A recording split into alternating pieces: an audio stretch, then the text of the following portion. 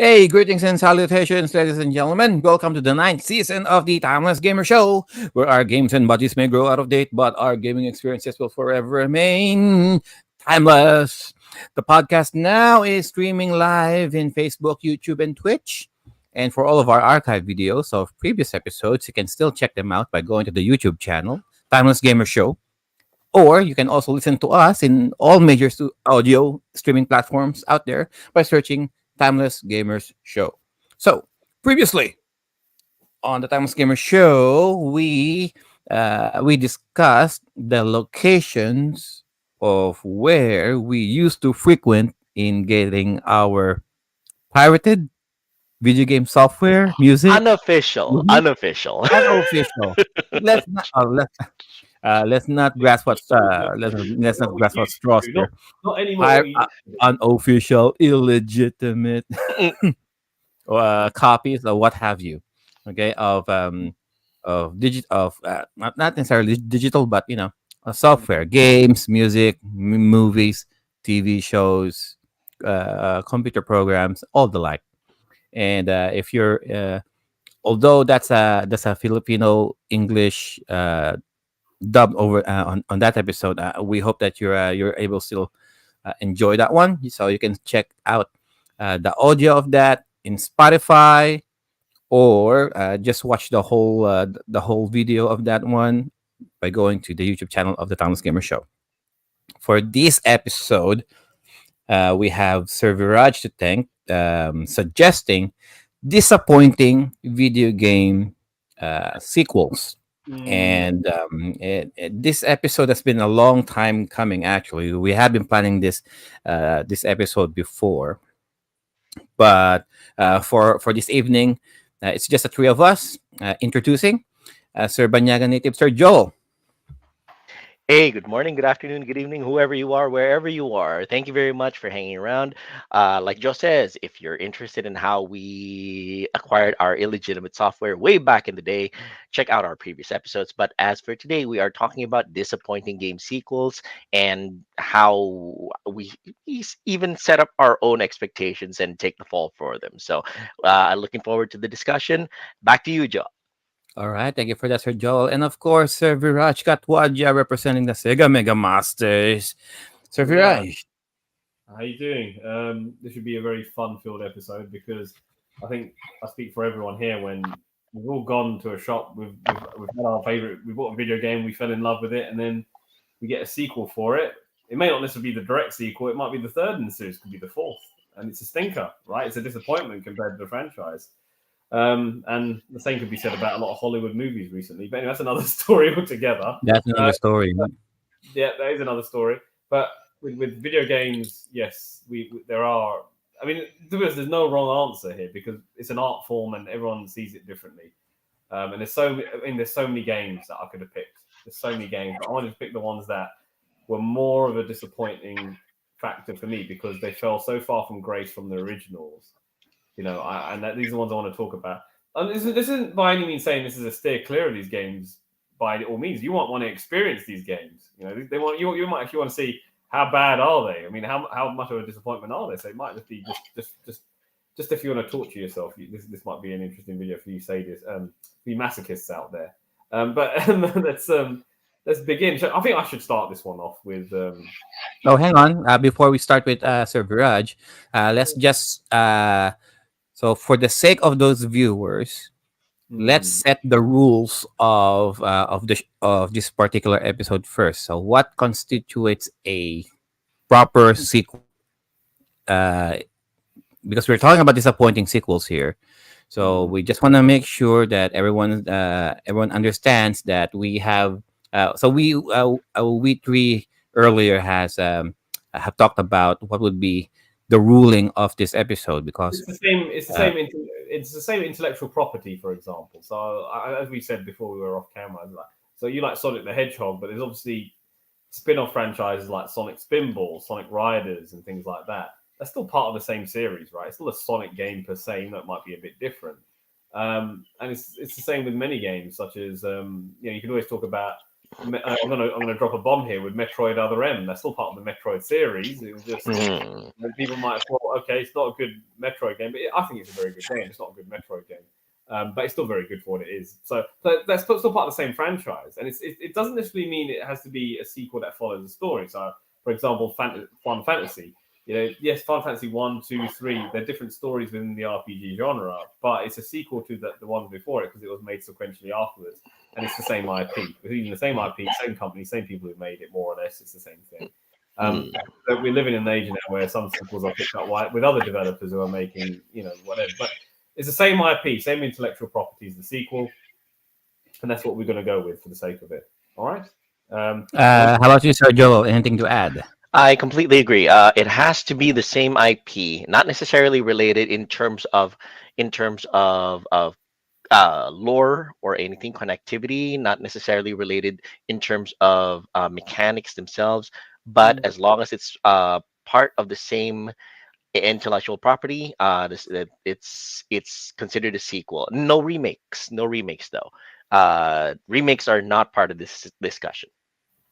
All right. So there's this notion that um, innovation is always key just to keep things interesting, but there's also the camp of saying if it ain't broke, why fix it, right? Yeah, yeah. And just because the sequel is the developer is trying to do something new, it's an acquired taste, everybody. Okay, so that means what we think is what we think is disappointing, or what we think is underwhelming. It's all subjective either way, but it's a little bit different if if the majority fans feel the same way as you do. All right, and just because it feels lacking doesn't necessarily mean it's bad. It's a bad game. However, there there are some instances when there's bad and there's really bad game design. But we'll talk about that more in detail. So let's go with Sir Viraj. Right. So where do I begin? Gosh, I keep yo-yoing because there's always a new game that I discover that I think in my head, oh, this was really even worse. But I'll stick with the definitive one that I want to lead with this. So we'll talk about a game series when it began, which was very near and dear to me and many other people. So let us begin with the Sega Mega Drive classic, which is Earthworm Jim. And in the series, I loved that game. Like the first Earthworm Jim came out in '94. This is 16-bit at its very best in terms of art design, drawn art, music, fluid animation and movement. The way Jim moves, it was probably the best animated game I ever played on that platform, if I'm being honest. I mean, there are a lot of these other companies other than Sega and Nintendo trying to create their own mascot like platforming games. You have got Accolade, who tried it with Bubsy Bobcat. You got who else did you have? You had the Aero the Acrobat by Sunsoft. That was their little mini escort. You had Awesome Opossum by Tension, the most annoying one of the lot. So they all tried their own little they all tried their own little spin on these little mascot platforms. But the only one that could really go toe to toe with Sonic the Hedgehog and Super Mario was Earthworm Jim, because it tried so many different things new. And you can tell from just looking at the animation, the effort that went into this game, and just how zany and bizarre it was. And I absolutely love the lore of it. It's big. Earthworm Jim is an earthworm who just acquired alien power armor. Yeah, that's all it is. And the villains in this are just outstanding, so colorful, and because there was a cartoon. Let's not forget. There was. I used to love watching. Everyone's watched it on Saturday TV. So we've got Ray Q saying hi. Well, good evening to you. Oh yeah, there you go. Thanks for joining us. So we just wasn't there a TV show of this before? Yes, there was a TV show of it. Yeah. So there's that, and then there was the sequel. So obviously with Earthworm Jim, you also had a special edition made for Sega CD, which had an extra level and expanded the levels, and an enhanced soundtrack by Thomas Rico. Then you had Earthworm Jim 2 come out the following year. Now you could argue, because Dan would make a point about this, is an easier game and a little bit shorter, but it has a lot more animation, a lot more varied level design. So as a sequel, it performs in that regard. They've innovated in that realm, and they made it a bit easier. Yeah, I think they made it's an easier game than the first one for sure. But they're both outstanding games for sure. And I love the quirky sort of the quirky gameplay, the craziness that you just have to laugh at. Like, I remember playing this in front of my grandma, and she just laughed at this cow getting catapulted. Like, what is this? You know? So it's just a bit random, but I think that's what makes it unique compared to other games. It really did stand out. And of course, the soundtrack to both these games. Now, this is where it fails. Earthworm Jim 3D on Nintendo 64. Okay. Well, some would argue the Nintendo 64 is a fail in itself, but anyway, continue, Raj. I mean, okay, it beat the Saturn in the West, but it was a failure in Japan for sure. But this game, I mean, look at how he moves. Look at the animation. Look how blocky it looks. It's slow. It's okay. He can do this. He can do that. But it's just the level design. It's so uninspired. It's boring, you know. And this just comes under a list of games in 3D which were just not good.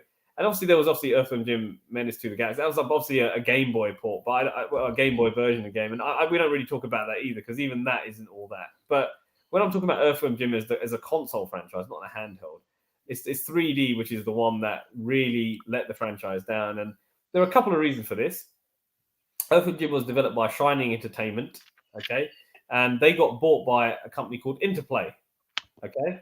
Who are notorious for developing this Clay Fighters game series that we all know about. But and Earthworm Jim is a playable character actually in the Clay Fighter series in the N64 Deluxe Edition or whatever it was. But you know, this game, you know, it's just, you know, when it went from 2003. So when it went to 3D. It was just a disappointment, and there are a number of games that tried to make that transition into 3D from 2D that were great. I mean, Sonic the Hedgehog didn't exactly fall onto his feet when he went 3D. You know, he had some issues, some teething issues, but he still prevails, and there are still lots of Sonic 3D games, even though they're mediocre at best, and you could always argue they're disappointing sequels. But this Earthworm Jim in 3D really took the cake as being a game that you just wouldn't want to really play or buy or own or have it in your collection, because it was just that bad. It was just a game that you had no joy playing. No joy. Where's the joy?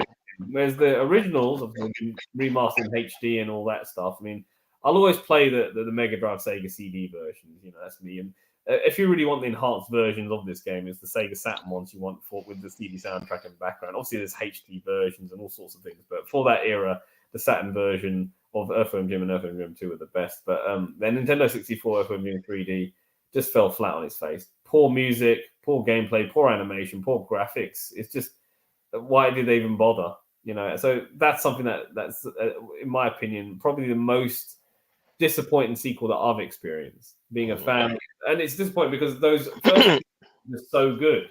You could argue they're 8, 9 out of 10 games. You know, whereas you get a game like this, which is like 4 out of 10 if we're being kind. You know, it's just the game that you couldn't play, because there's other games. If you look at this game, there's so many other 3D games which employ these sort of mechanics and all these elements. You've got these little marbles you collect as a fetch quest. I mean, what other game doesn't do that? You know, it's just boring. It's just a boring game, which is just uninspired and just not as fun as the original. And that's all I have to say about that. Your thoughts, gentlemen? With the limited knowledge that I have with Earthworm Jim, to me, he strikes me. I'm not sure who came out first, Earthworm Jim or Pluto Nash. Earthworm Jim, what you talking about as a series, or are you talking about on the Nintendo 64? Or release, because with Earthworm Jim, when it came out for the Mega Drive, and I saw the gameplay of it. That's when Earthworm Jim came out in 1994. Oh, right, 94. So with Earthworm Jim, it kind of reminded me of Comic Quest. Very colorful. He seems very energetic, very lively. And then, in comparison to to the video that we're showing right now with the N64, it feels so drab. Yeah. Instead of like whatever life that it had on the Mega Drive games, it sucked right out of it with the N64. I'm not sure what the hell we're. I mean, just looking at I'm just basing on the aesthetics alone. Well, the thing about it is, from the way that it looks like from the video that you're showing, the part of the inherent charm of of Inherent Gym from the original series is the fact that it's only working on a 2D plane.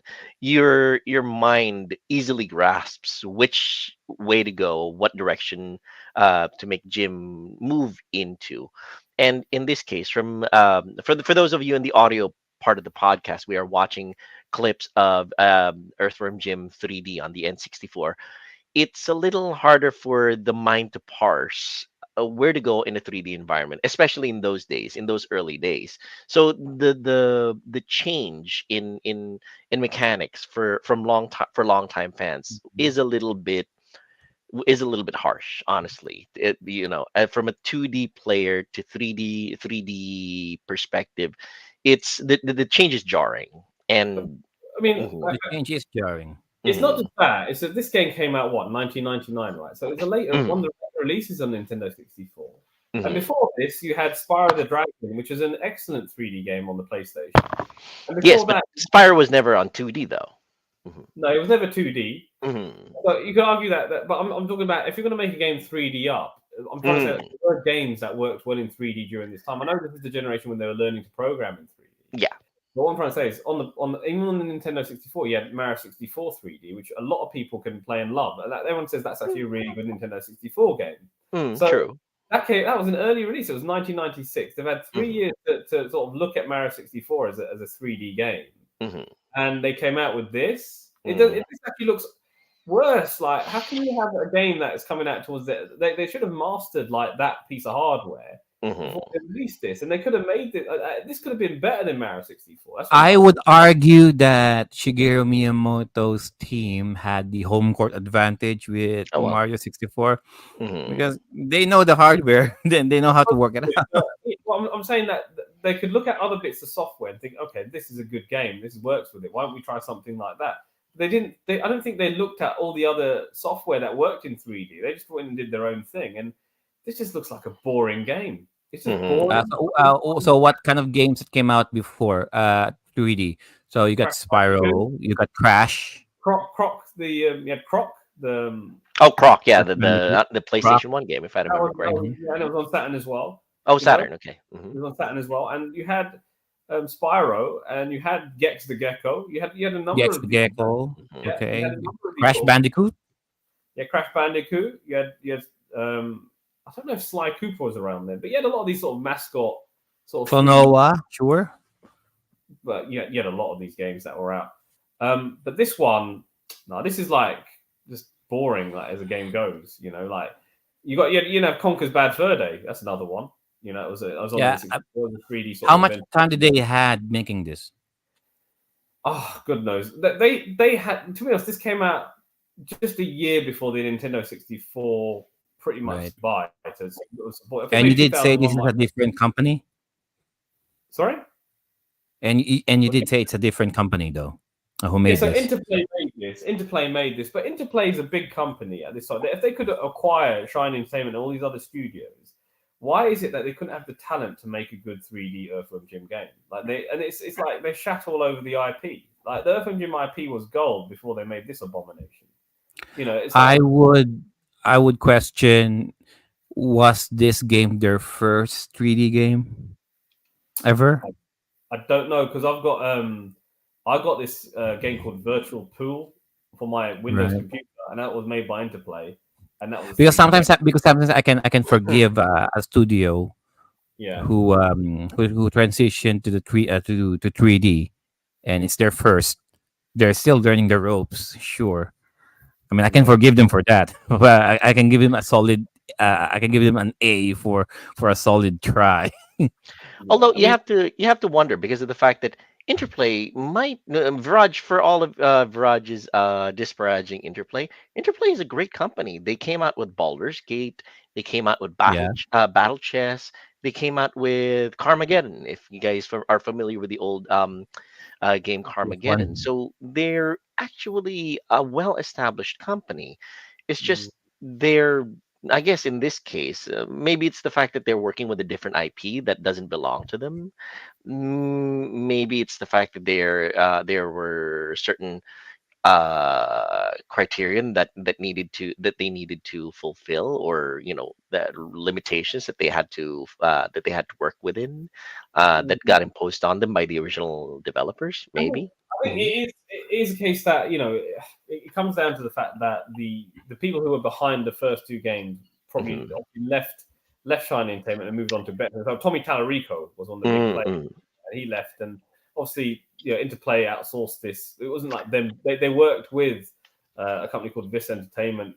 So Speaking of Tommy Tallarico, mention the Amico on that one, and yeah, the he was lost Earthworm Jim on the sequel Amico. supposed to be on it. Yeah, on the Amico. Yeah. Mhm.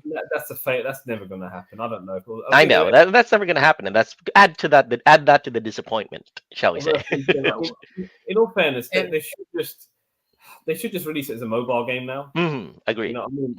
At least get something back for the failed investment Mhm. that it is. You know what I mean? So Yeah, it's a shame. bring up the footage, Joe. I think they have a sample gameplay on how Earthworm Jim was supposed to look like on the Intellivision Amico, AMICO, if I remember correctly. But in television. yeah, you got Intellivision. an important point. I mean, obviously they're not There it like is, the official trailer, Earthworm Jim 4. yeah, and Which this is one? the thing. It looked good, but it's like bloody hell. hmm And this Like, could have been a good game, but it obviously didn't quite. There's Evil the cat there, licking his legs, licking his crotch like a cat he is. For something, so Earthworm Jim on the Nintendo 64, for something that's trying to look real life. Mm. Ironically, the 2D games has more life. yes. Yes, they If do that because if that makes sense, Earthworm Jim should like remain a 2D game franchise, and that's the thing. And right? that's the, and they have to give it a lot of thought. Yeah, so it's disappointing they went in 3D. And Mhm. you could argue that look, it was a different studio that made it. It wasn't exactly the same people, but it's still part of the same franchise. But Mhm. you could make excuses to your face turns blue, but it still sucks. That's the fact of the matter. So yeah, you're welcome to try Earthworm Jim 3D on Nintendo 64 if you want to torture yourself. If you're just curious. Yeah, But because with the Mega Drive games, there were a lot of things to do. yeah, There were a lot of stuff coming at you, and then going to 64.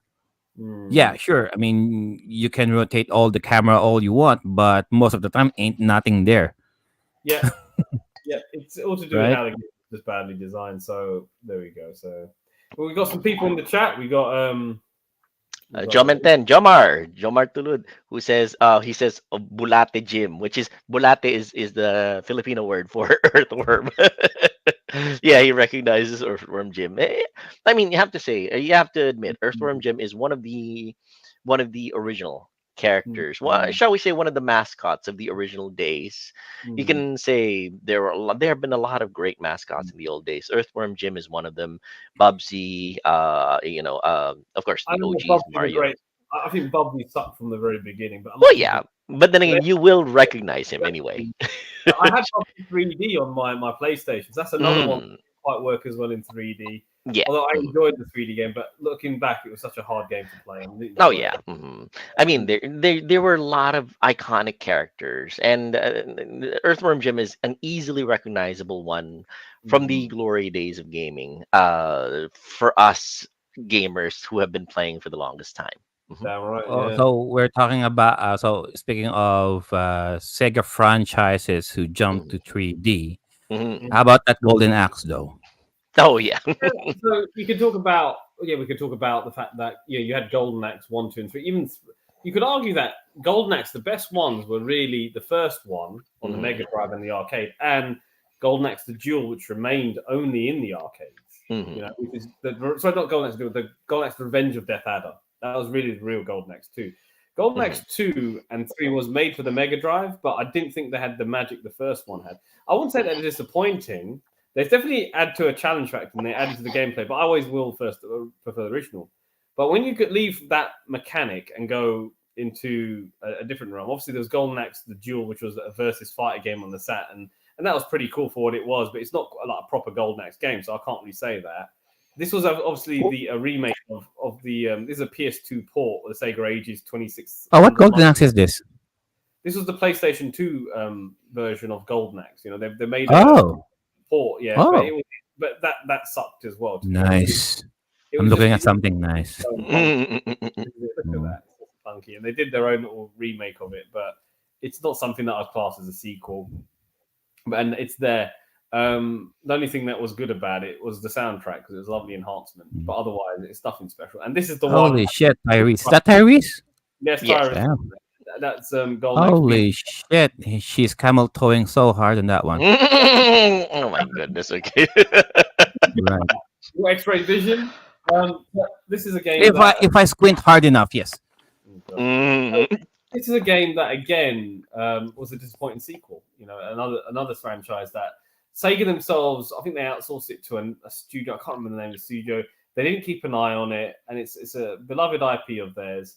So that was disappointing. Golden Axe Reborn. Now this was actually a prototype that came out as a promotion that Sega were doing. You could download or whatever and play. This is actually really good, but it was just unfinished, and everybody Oh, liked it. really? Yeah, this is I would actually like, really. I mean, I would have played this one.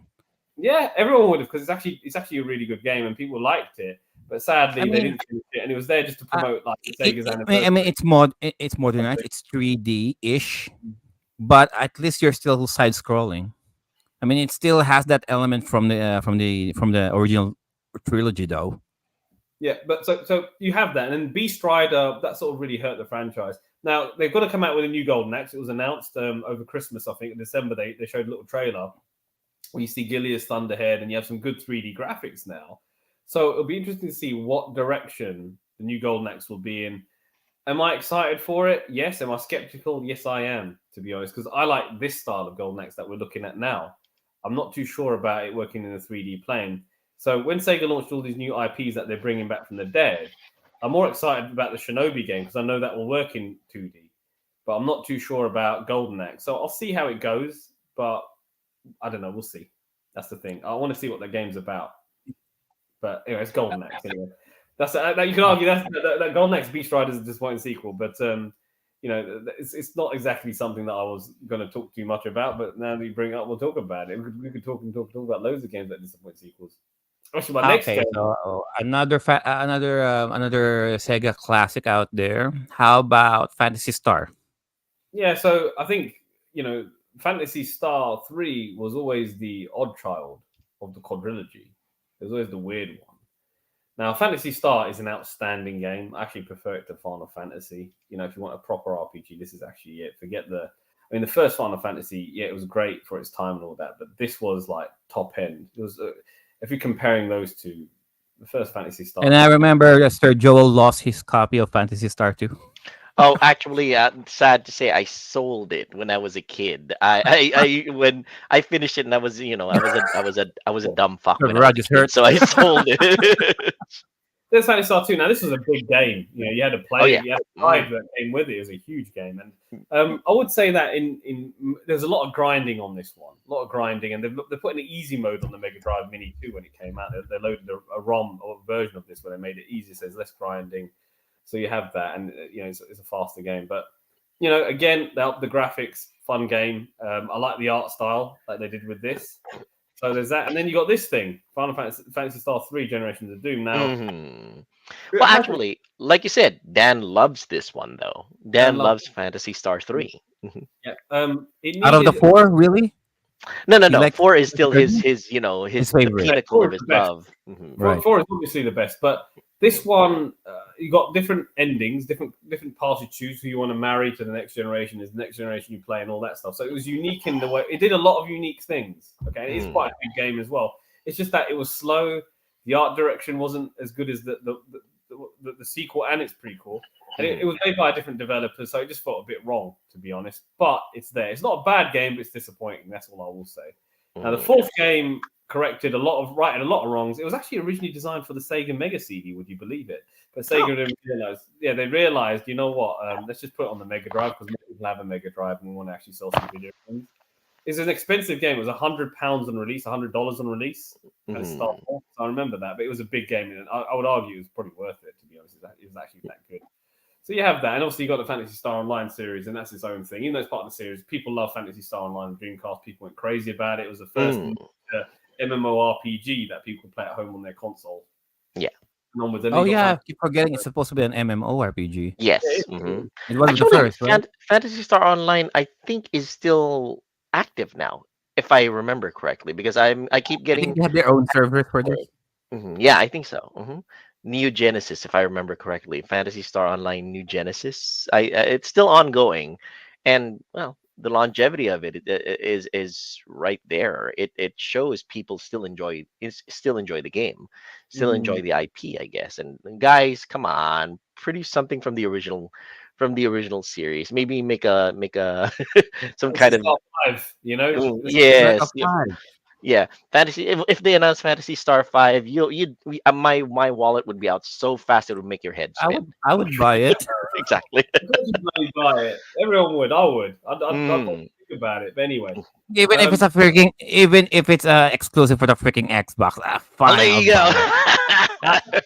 If you got to release for it the won't be freaking though. Xbox, It won't be. sure, The I'll way buy it's it. going, it won't be. It'll probably be a PS5 and a Switch game, and that's it. Because the Xbox is, Mm. Yeah, likely, yeah. If for some weird occurrence, Xbox got the exclusive rights to make this an exclusive thing released for the Xbox X. Sure, Mm. fine. I'll buy an Xbox Sega X had a good just to get a relationship with physical Microsoft copy of Fantasy Star 5. I think Sega had a good relationship with Microsoft during the first Xbox and 360 time.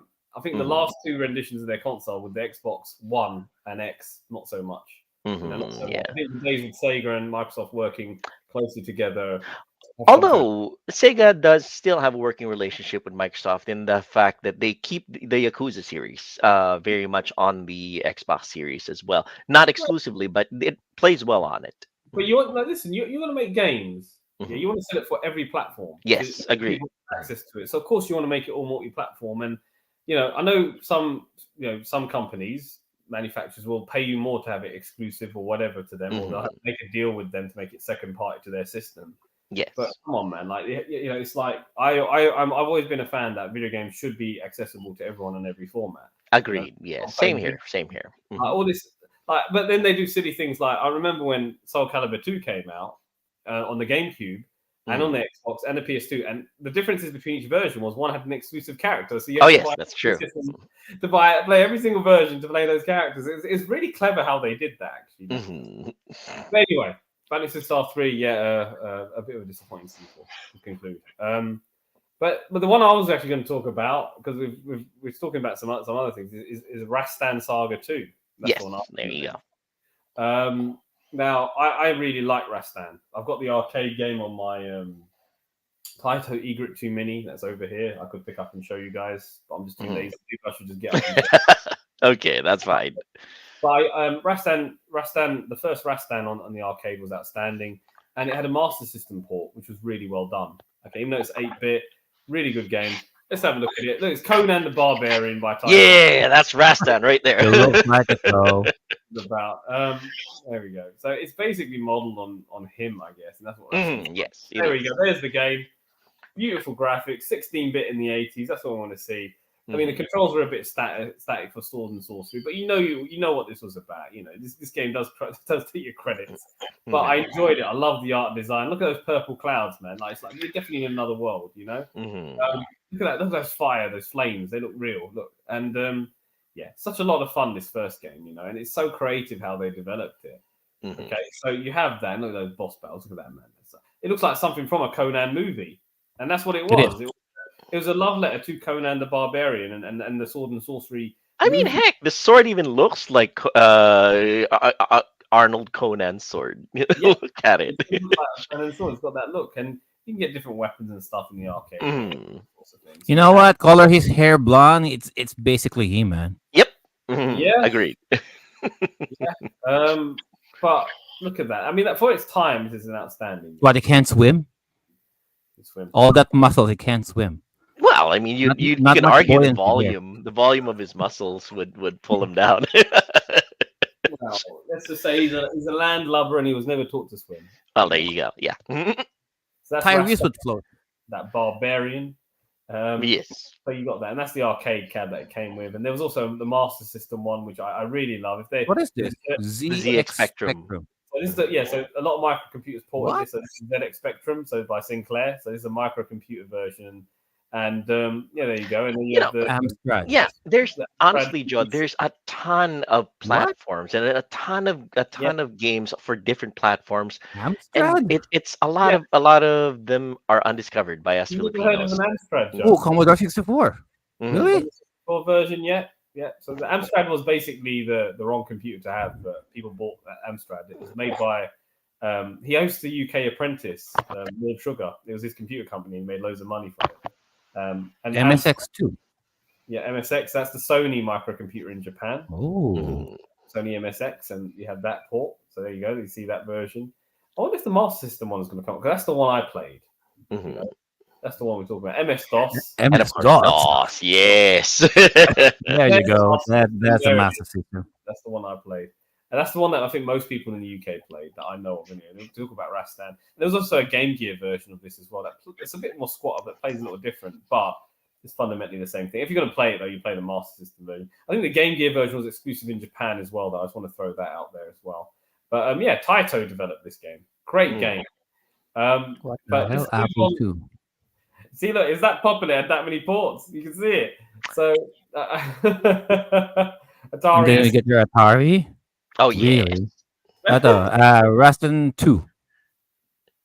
Yes, it's Wolverine claws. What the Yeah, hell? he's got this Wolverine vibe going for him, If you you know. look at the difference in time between Rastan and Rastan 2, this animation is sucks. Mhm, And mhm. look at it. I mean, it's a shame because you can see the detail is there in the sprites and the art, but look at the way it's all moving. So You know, blocky Why does he the look like the he's top, taking a It's a squat square. to yeah, shit or the something? top portion, anything above the waist isn't moving while he's walking. It's so unnatural. They could have done it. I know the first Rastan game was like that, but come on, man. Mhm. Like No, it's this just one is more pronounced. You can actually see, and in the first Rastan game, it's They not didn't. as. So they didn't even bother animating the top portion when he's walking. So No. they just got lazy. We don't have the money to animate the whole body. Let's just animate the feet then. yeah, it's just stupid. And it played crap on the Mega Drive as well. There was also the Mega Drive port, and that's what I'm talking about. Is so you play Rastan on the Master System, which was amazing for the Master System, and then they bring out Rastan 2. Now, No, this here, look at this. Look at this. When you're looking at the sprites on the original Rastan, even though the anything above the waist is not moving, it's not as pronounced. You can Yeah, I it mean, kind of looks even in like it Master works. System, it's not Mhm. even his top portion is not moving either. Yes, but Yeah, it's a Master System. it's not as bad. You know, it's not as what's the right word for it? Prominent visually. yes. Oh, It kind see, of even looks, yeah. in the Apple II, doing the same thing. Hmm. Mm. Whereas on Rastan 2, it's really obvious. Look at it. Oh yeah, Anyway, continue, Raj. So if you, I mean, you can't really see from what you can make judgments on what we're looking at, which is obviously Hmm. Rastan 2. It's a 16-bit console version. That's what we're talking Yes. about. And you got the you've got the arcade one we're looking at, and obviously just look at the Rastan 2 Mega Drive. That's really what I'm talking about. Hmm. Comparing that to the Master System, Rastan 2 Mega Drive. it's just such a disgrace. It's an absolute disgrace. The music isn't as good. The gameplay isn't as good. The There you go. animation is not good. And you're going to see this, and you can be like, "Oh my god, there we go. That's it. That's the Mega Drive version of Rastan." So actually, compared to the arcade in terms of its look, it doesn't have the same color as the arcade had, but they did. Yeah. It does look like it's an arcade game at home, which is not credit to the Mega Drive's hardware. But in all fairness, compared to the original, it's just not as fun to play. Trust me when I say this. The hit detection's off. The way you're playing it is just rough. It's just a very unfun game. That's the truth. I mean, I know it looks good, but trust me when I say it's a disappointing sequel. Yeah, in terms of how it runs, how slow it is. It's a Mega Drive. Whatever happened about blast processing? Look how slow it's bloody running. I mean, they could have utilized the hardware for him to be like running through the levels and smashing people up with his sword. That's what I wanted to play like in Golden Axe, or even Hey, Waves of. Golden Axe 2 and 3 are faster than this. Even Yeah, even Street of Rage 2 and 3 I mean, moves faster than this. could they not have had him? Could you not press like you could double tap the right button and have him running? They didn't even have that option. Right? It's such They a didn't think slow of that. game. And then they have to cheat to have a timer on the level. You know what I mean? So it's just a stupid game. Look, and again, uninspired level design for its time. And I think Altered Beast moves faster than this. yeah, It does, yeah, yes. it's just a slow game for what it is. I mean, it might look okay, but it's saying that the animation style should have been better for it being a sequel compared to the original. It's just such basic animation, and it's just a shame that they could have made the sequel that much more better, but they didn't. So that's why it's a disappointing sequel as far as I'm concerned. I don't want to keep looking at this game because it's making me angry. So No, we want to make him mad. show you where you can play the original. What is Viraj gonna turn large and green soon or something? So this is the Taito Egret Mini. I know we haven't even talked about this, but let's just do a little quick show and tell. This is it. I have opened a fire. Is that even a thing? How can you open fire? So you can play the original on this device. I think if you can find these, like they're great, And again, you play at Rastan on it, but you also have the ability to put this into tape mode as well. Yes. You could do very cool. Oh, okay. And you What is have that? something game. There's a It's the Taito Egret. Mini. The Taito Egret 2. So you had the Oh. Sega Astro City Mini. This is the next step up, which came out about a year or two after. And it's a candy cab, Interesting. and it's Taito's. It's basically a Taito sort of multi-system arcade cabinet in Oh. Japan. So, for example, if you are playing a Taito release vertical shooter, then you can turn then you turn it vertically. Yes. That's Oh, how they- okay. that's I what love Source that. is. I love the idea. Twin Cobra or whatever it was. Right. And that's it. And another thing I love about this device is you have the SD card socket here, so you can buy games for it and slide it into the SD card. So I've got Taito Memories Volume 2. So I actually have Twin Cobra 2 or whatever the game was called. I forget the names of the games that are on here. I don't know if it's called Twin Cobra, but you have that. You have loads of arcade games you can just get and plug it in and you play it, and that's it. It's really cool. You can also play paddle and trackball games as well with all the accessories. So I've got you're going to think I'm crazy when I show you this. But, dropped a few things. Oh, there you go. Nice. There's the arcade stick, so I can play it sitting down with the arcade thingy majiggy. And then you also have. Well, this is you can buy this again. You get the game with it. It's the paddle and trackball. So again, very cool.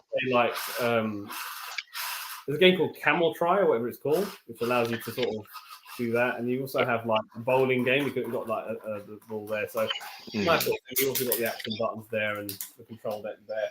And also, if I can find it, I think it's I'll put it in a cabinet over there. You also get a 6-button controller as well. You can get okay. There's nothing remarkable there, but you can buy these accessories and they're pretty cool. So yeah, but I love this mini console. It's a Taito Egret 2 Mini 2, and I haven't even put the game card here. You can you get them in there as well. It tells you what you can actually make it nice and presentable. It all lights up, so it's very nice. But I haven't bothered even doing that. That's how lazy I've been recently. But yeah, you can play. So the point I was trying to make is you can play Rastan, the original Rastan, the arcade game comes in this, along with a whole bunch of other Taito arcade classic hits. But at least Taito was smart enough not to put Rastan Saga 2 in there because that's an abomination. Did they release the Taito compendium on the PS2 or something, or PS3? It might be. I mean, there were lots of re-release of arcade games during the PS1, PS2 era, so it might be in there. There might be I'm sure there's a Rastan on there. This is such a cool way to play. And look, you've even got this thing here, a little dial under the stick. So the benefit of this is you can actually keep it just going in 4 directions or 8 directions. So you can just make it go that way, that way, that way for games like Space Invaders, which come in here, which you don't want to have an 8-player control. You just want to go left and right. Whereas other games like, Elevator Action Returns, you want to have 8 players. You just go 4. You just go, you just need it, but you can switch it to just have 4-player control on that one. So, but yeah, you have some lovely features on this thing. So it's like a lock. It's a lock. So yeah, right. It prevents. Yeah, so now I can only go in 4 directions. Right.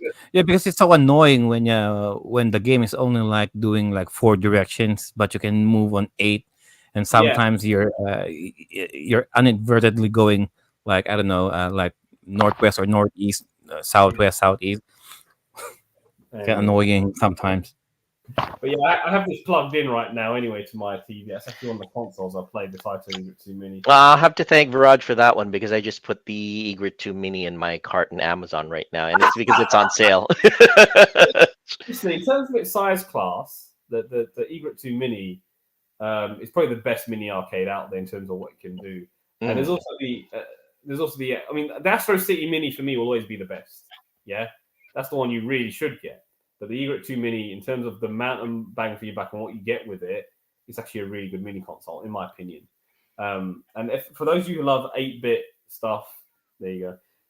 Ray Q says Metal Gear Acid. That's a good example of a disappointing sequel because it's a little card game, isn't it? It's not even. Oh, you know what? Funny you should mention that game, guys. So I saw Metal Gear Acid just sitting on our local CEX for months, and I'm like, why nobody is picking up this game? It's Metal Gear.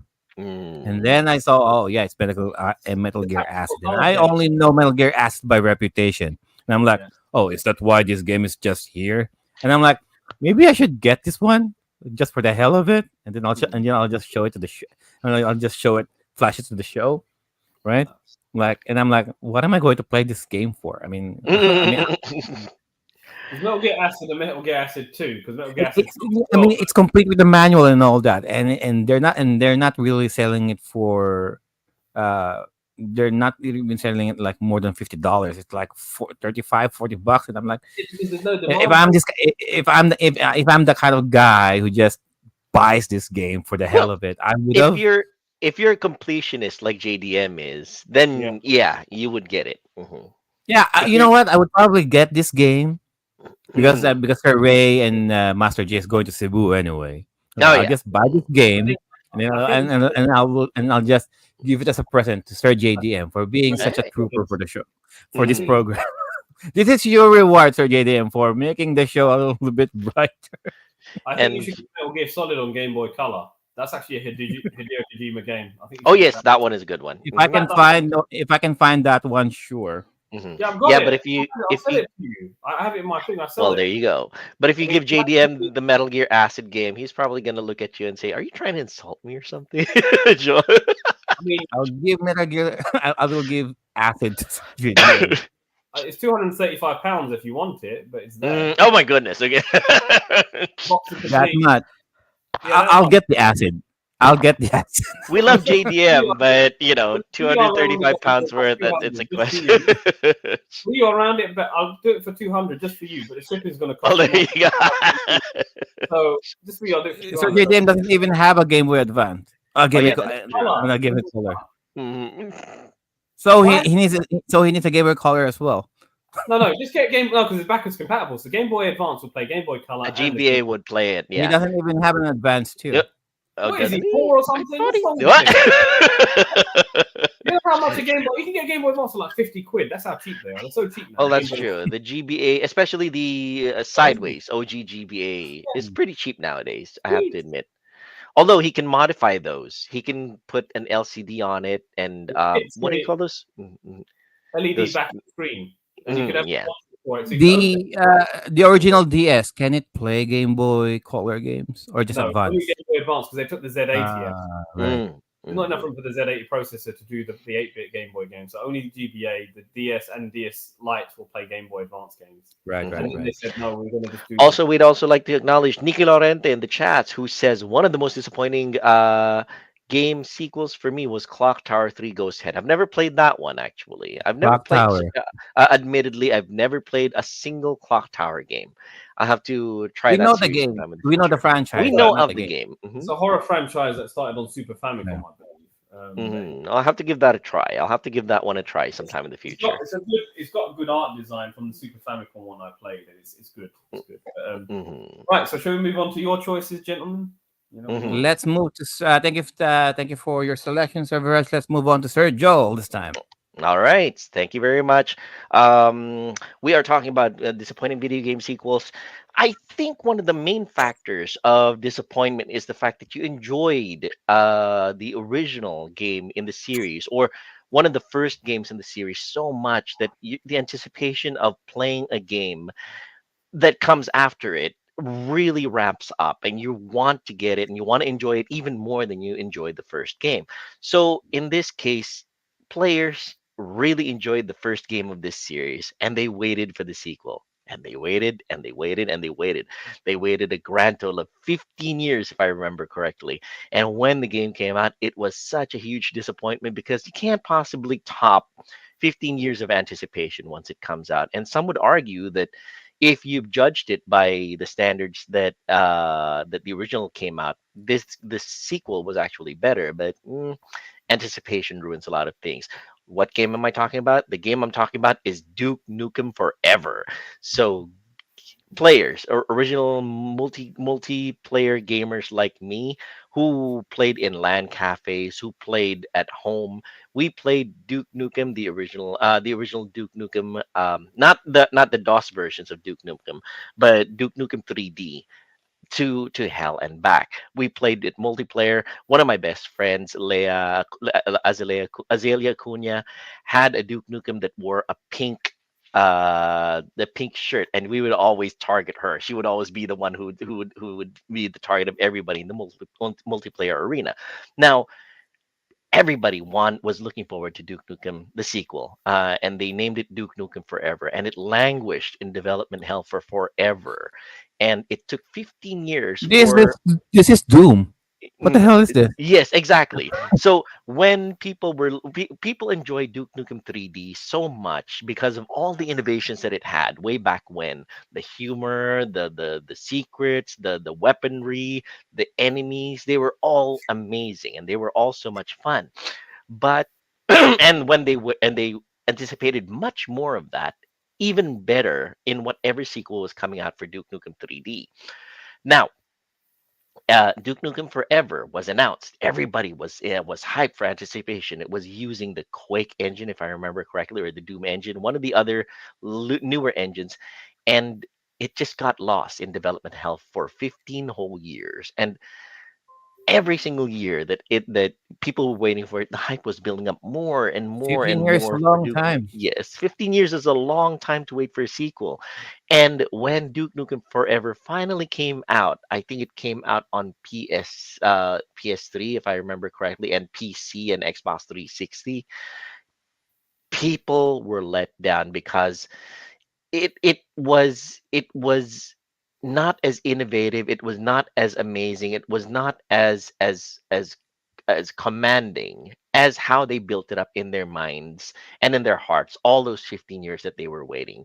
I mean, some would argue that the features that came out were actually innovative if they had come out even 5 years after the original Duke Nukem 3D came out. As it is, it looks like a Call of Duty clone. It looks like a Quake clone or whatever new game clone came out. And it's sad because of the fact that if this game had come out at the most 5 years after the original game had come out, it would be a blockbuster hit because it's in better 3D graphics. It's much more detailed. It's much more intricate in terms of level design. The weapons are actually different and much more fun to play with, especially in terms of how solid it looks like and it feels like now compared to the Realms engine, if I remember correctly, in Duke Nukem 3D. When you look at a model that's killed, when you turn around, the model turns around with you. You're still facing the model Mm. is still facing you as you move around. This one is in full 3D, so it's Duke Nukem Forever came out sadly during a time when every other company had come out with a sequel that is essentially a spiritual sequel to Duke Nukem 3D. That's One it. of the best examples is Serious Sam. Serious Sam Mm. came out uh, after Duke Nukem 3D, and as some would argue The that hell? Serious Sam is crotch Is he punches. There punching you go. balls? Yes, exactly. Punching the monster's balls? Exactly. Yeah, The it's monster adding has insult to balls? injury. Yeah. So some would say that Right. Serious Sam is a spiritual sequel to Duke Nukem 3D. Serious Sam retains the humor, retains the interesting weaponry, retains the elements of fantasy that make Duke Nukem 3D Mm. such a hit.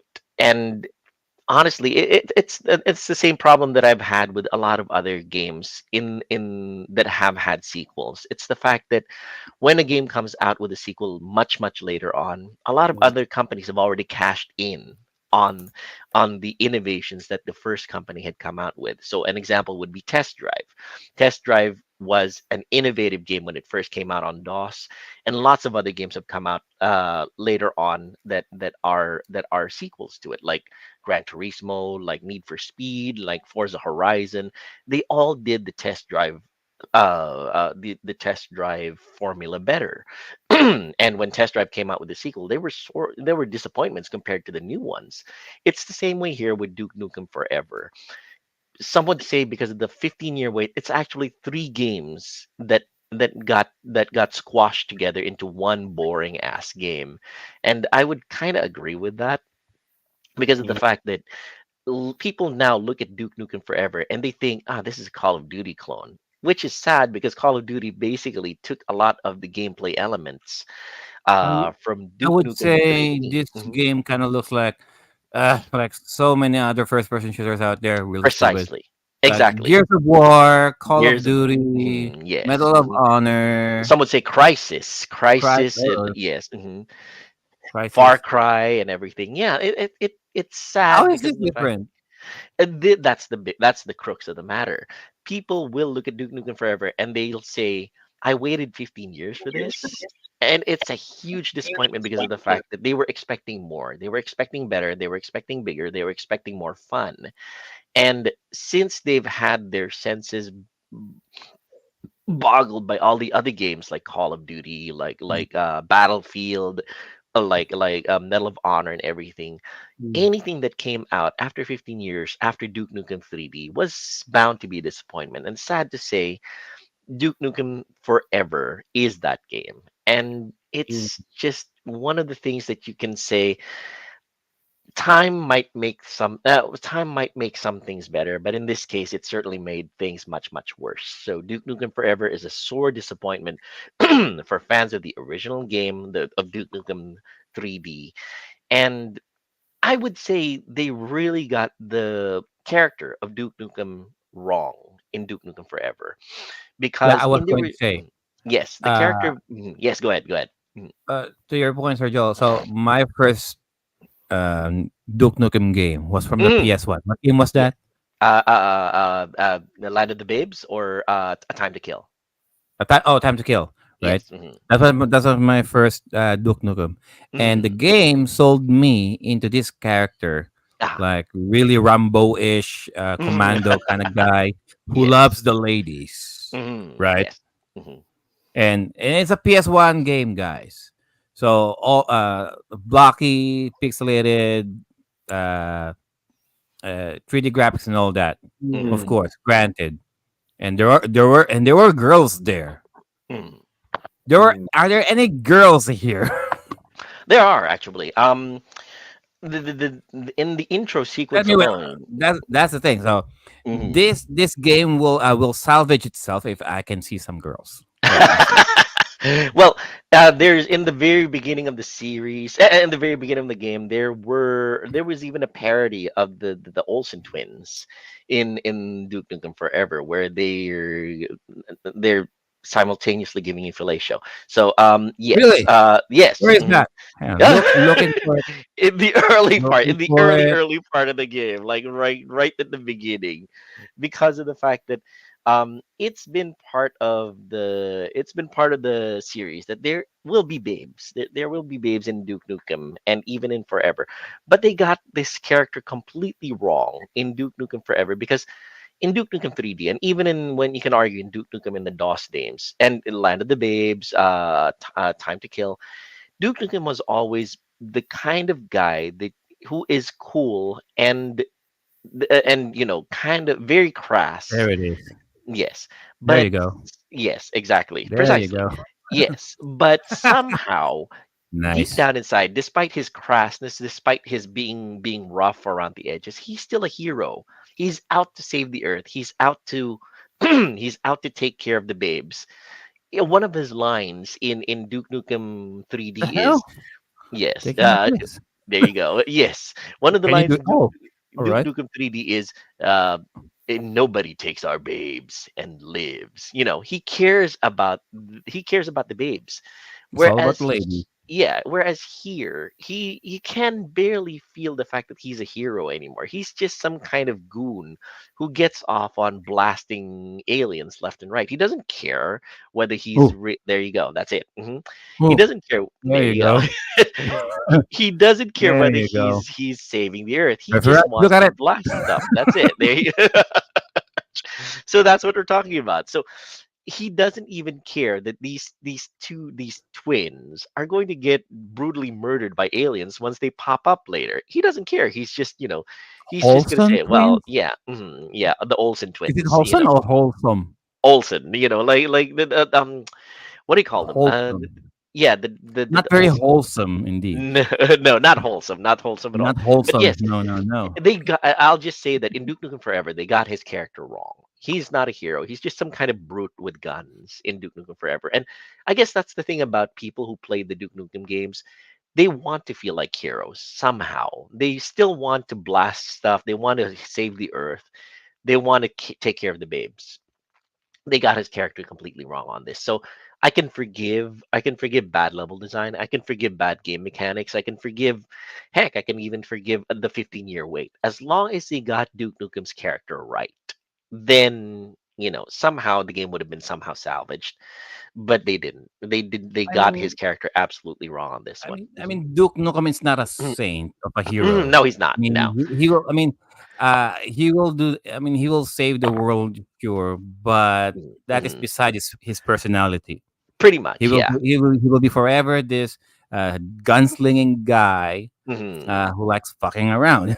Yes, exactly. Although, yeah, somehow he does still have that sense of morality deep down inside of him that says, I'd better do this, or the earth is fucked. I can't screw the babes anymore. I'd better do this. I'd better do this to make sure that everybody is safe and He's sound. doing the right thing for the wrong reasons. That's Yes, how I know him. exactly.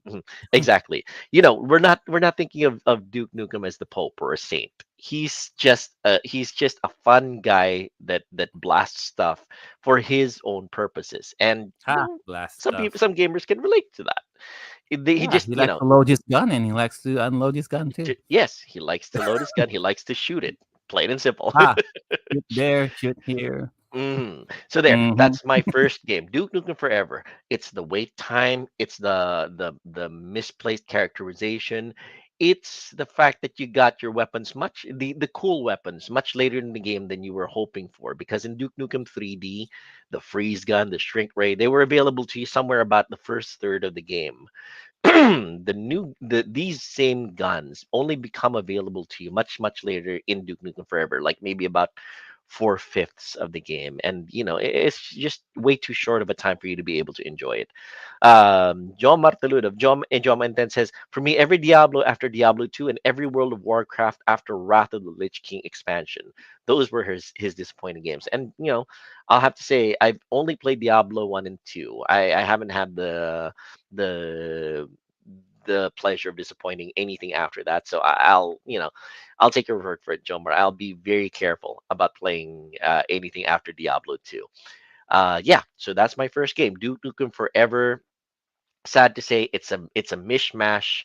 It's a tragic combination of too much time in development hell, mischaracterizing the main character, and disappointing overall mechanics for a sequel. uh, somebody said in the forums that there was a Duke Nukem 2001 restoration project that was planning on restoring the original idea of Duke Nukem Forever, and some people say that's actually a better game. So I'll probably play that in the future. If the Uh Witcher games have sex scenes on them and it's mm. okay, then put it here. Yes, agreed. And now, my second game that I'll be talking about, I'll talk about a game that's a little bit more familiar to a lot more people. I can talk about a lot of different games. I can talk about a game like Dynasty Warriors 9 being a disappointing Oh, sequel to the other Dynasty Warriors games. I can talk about Harvest Moon. I can talk about Harvest Moon Light no. of Hope, or Harvest Moon One World being disappointing follow-ups to PS1 Harvest Moon. But I will talk about a game that a lot of people are much more familiar with. It's a game called Spartan X, or Kung Fu. for those of you who played it in the arcades and in the Western world. It's called Kung Fu Arcade, or Spartan X for those of us who played it in Famicom or NES. Spartan X is a side-scrolling brawler beat 'em up game, which is much loved by a lot of us in the Famicom era. So you play a guy called Johnny, I think I remember his name, who was going Oh, up. see, it's not just me. See, There you go. JDM. Juan De Marco says Spartan X had had a sequel. Yeah, it did, JDM. I didn't know that. Yeah. I didn't know. Spartan, the original Spartan X was much beloved because of the fact that it's a guy in kung fu gear going up a pagoda, being attacked by multiple enemies from both sides and giving him hugs of death. So anytime that they touched you, that they were lucky enough to come close to you and touch you, they would slowly drain your battery, your life.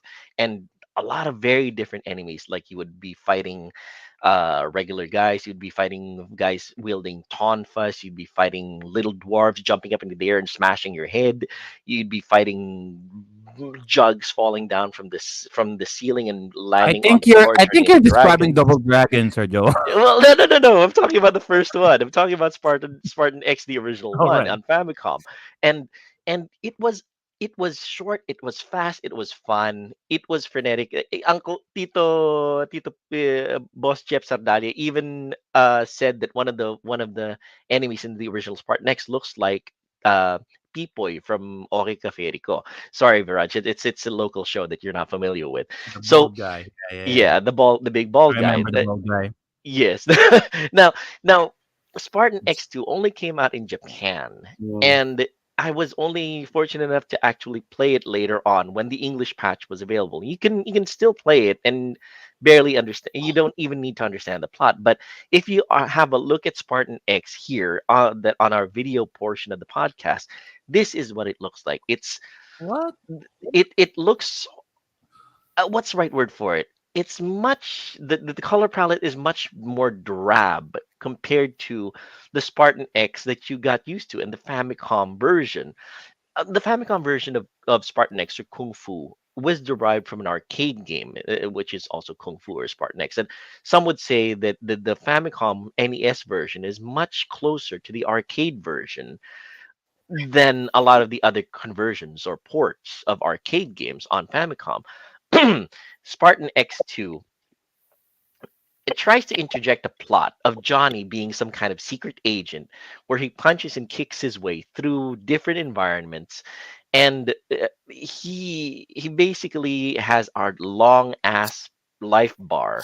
The hug of death still happens if your enemies are fortunate enough to actually get the chance to come face to face with you and give you the kiss of death. Okay. They'll hug you to death. They'll slowly drain your I'm power. looking at the video Mm. footage here. Why is he fighting Jack Knife from Streets of Rage 2?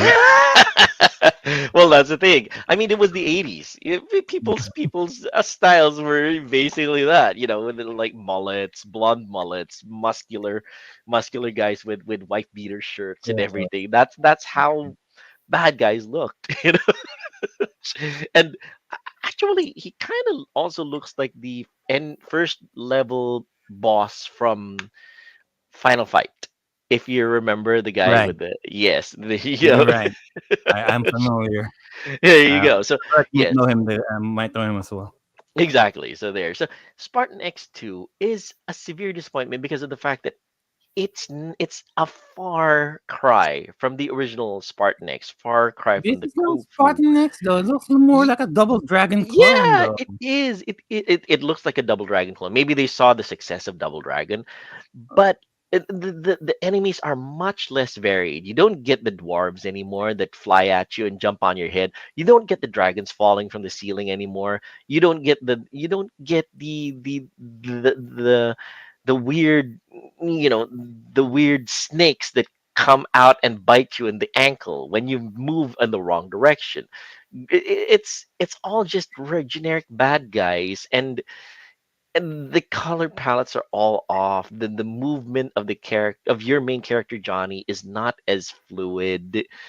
It's it comes off as a much more generic Famicom game than if you're used to Spartan X slash Kung Fu from the original series. And it's just, after you once you play this, Jom and Ted got it perfectly. LOL, that is sad. Yeah.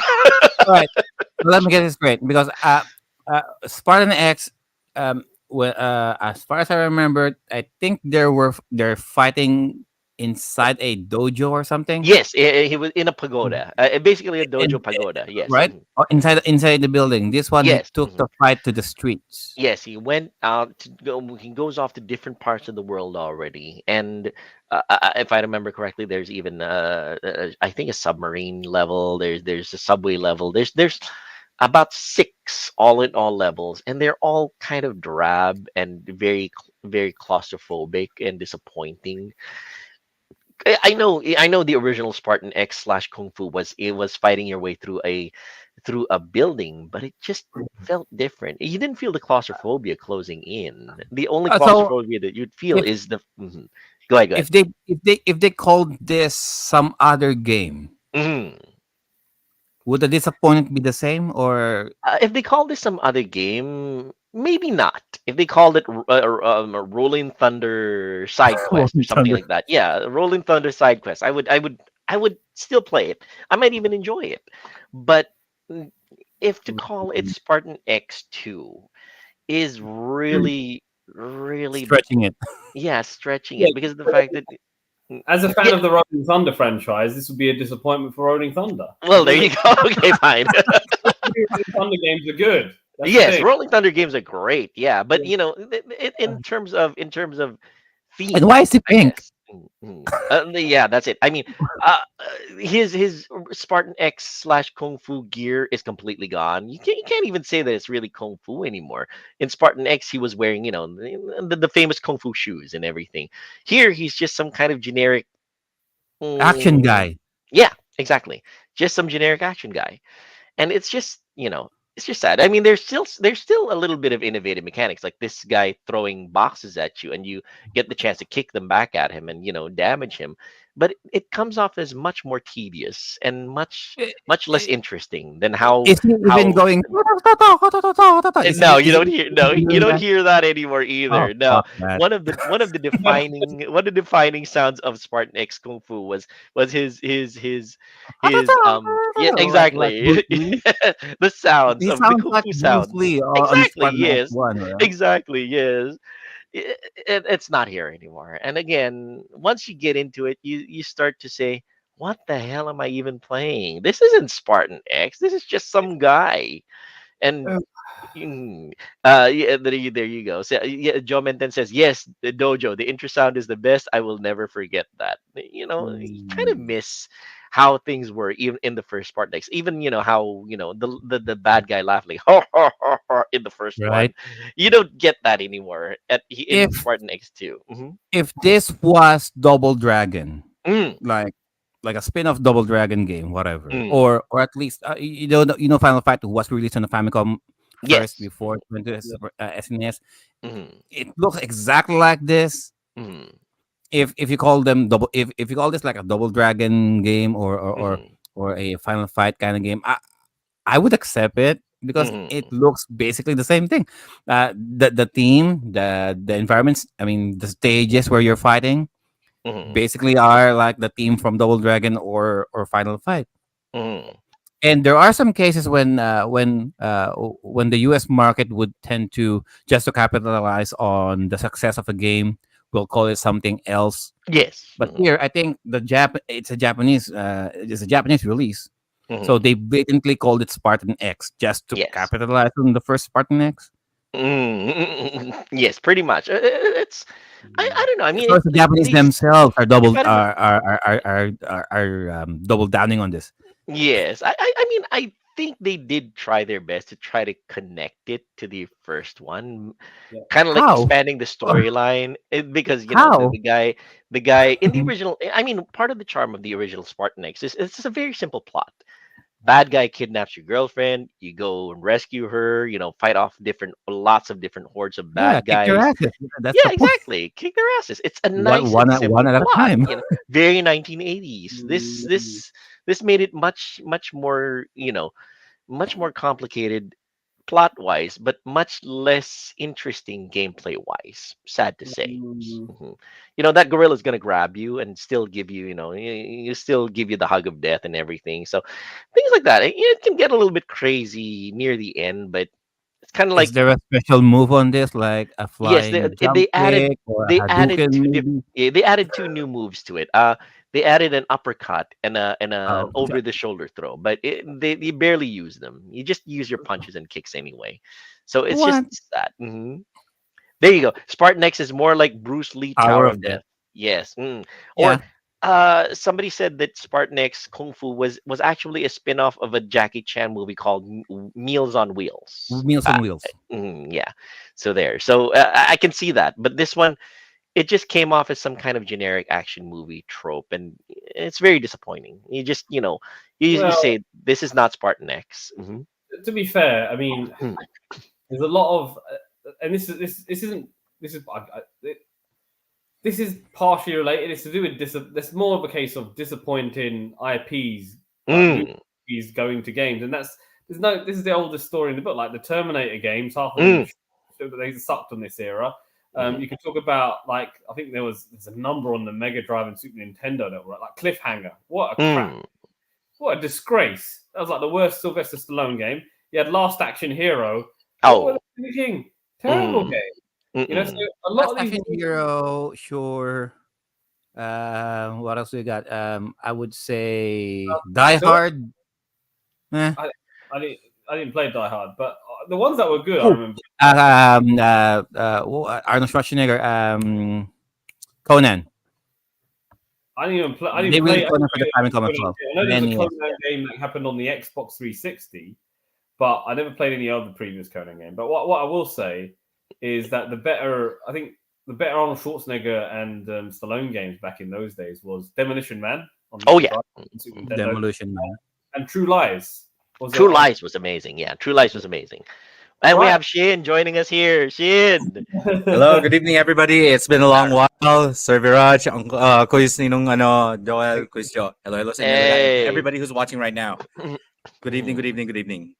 Hey, Shin. Thanks very much for joining us. We are talking about disappointing video game sequels, and we are featuring right now here Oh, on the video a game called Spartan X2. So, So here we yeah, go. as I said, there's so many disappointing movie IPs that have been made into video games. It's unbelievable now. There was some Batman games as well were Mm. good. Batman Returns on the Mega Drive is another one that was a disappointing Mhm. one. Because Malibu Entertainment did it, but the Super Nintendo one by Capcom was very good. It was a beat 'em up that worked. And somebody commented on this. People are looking at this swimming pool and ninjas having bamboo breathing tubes here. Like it would work in a river because there's bamboo in rivers, but Not in why a would you have pool. bamboo breathing You tubes can in a see them on the swimming pool. pool? You can practically see them on the pool. Like the moment that you look at it, you're, what's a bamboo breathing pool doing in a swimming pool? This is Oh, suspicious clear. AF. But so there, it doesn't make sense anymore. So, as a Spartan X game, it fails utterly, if you ask Oh, me, because Mhm. Sir Ray asked a question here. Yes. In regarding with the Castlevania, because out of everyone else here in the panel right now, Sir Dan ain't Mhm. here, so Sir Mhm. Viraj might know the answer to this one. Okay. Castlevania. Mm. Any bad sequels to that? I mean, I'm thinking the N64 Well, games. yeah. Okay. So when we're talking about Castlevania, it's a great franchise. I love Castlevania. I just want to say that Mm. quickly. Number 2 on the NES. Now that one's controversial in the sense that it went in a different direction when it made it a bigger adventure game, but I just didn't think it was executed that well. That being said, it must be good because they put it on the NES Classic Mini. So, but for me, I didn't like Castlevania 2 Simon's Quest. I didn't like it. Says that. Castlevania Legends on the Game Boy. That's where you play as Sonia Belmont. I think that didn't get the best reviews, but it goes for a lot of money anyway because it says Castlevania on the box. But yeah, I would say fundamentally, the 3D Castlevania games are the weakest in the franchise, especially the Nintendo 64 ones. Castlevania 64 and Castlevania.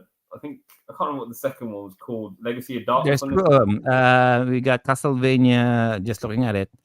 Uh, Mhm. what are they? There's even Uh, Castlevania on the Wii, if I remember correctly, right?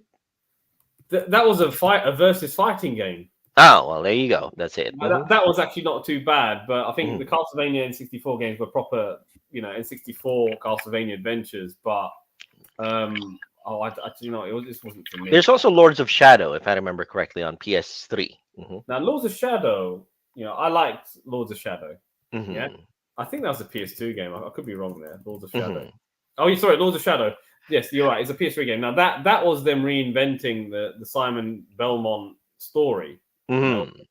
They call it Gabriel Belmont, so that isn't canon to the Castlevania story. They tried something Oh, different in that one where he becomes Dracula.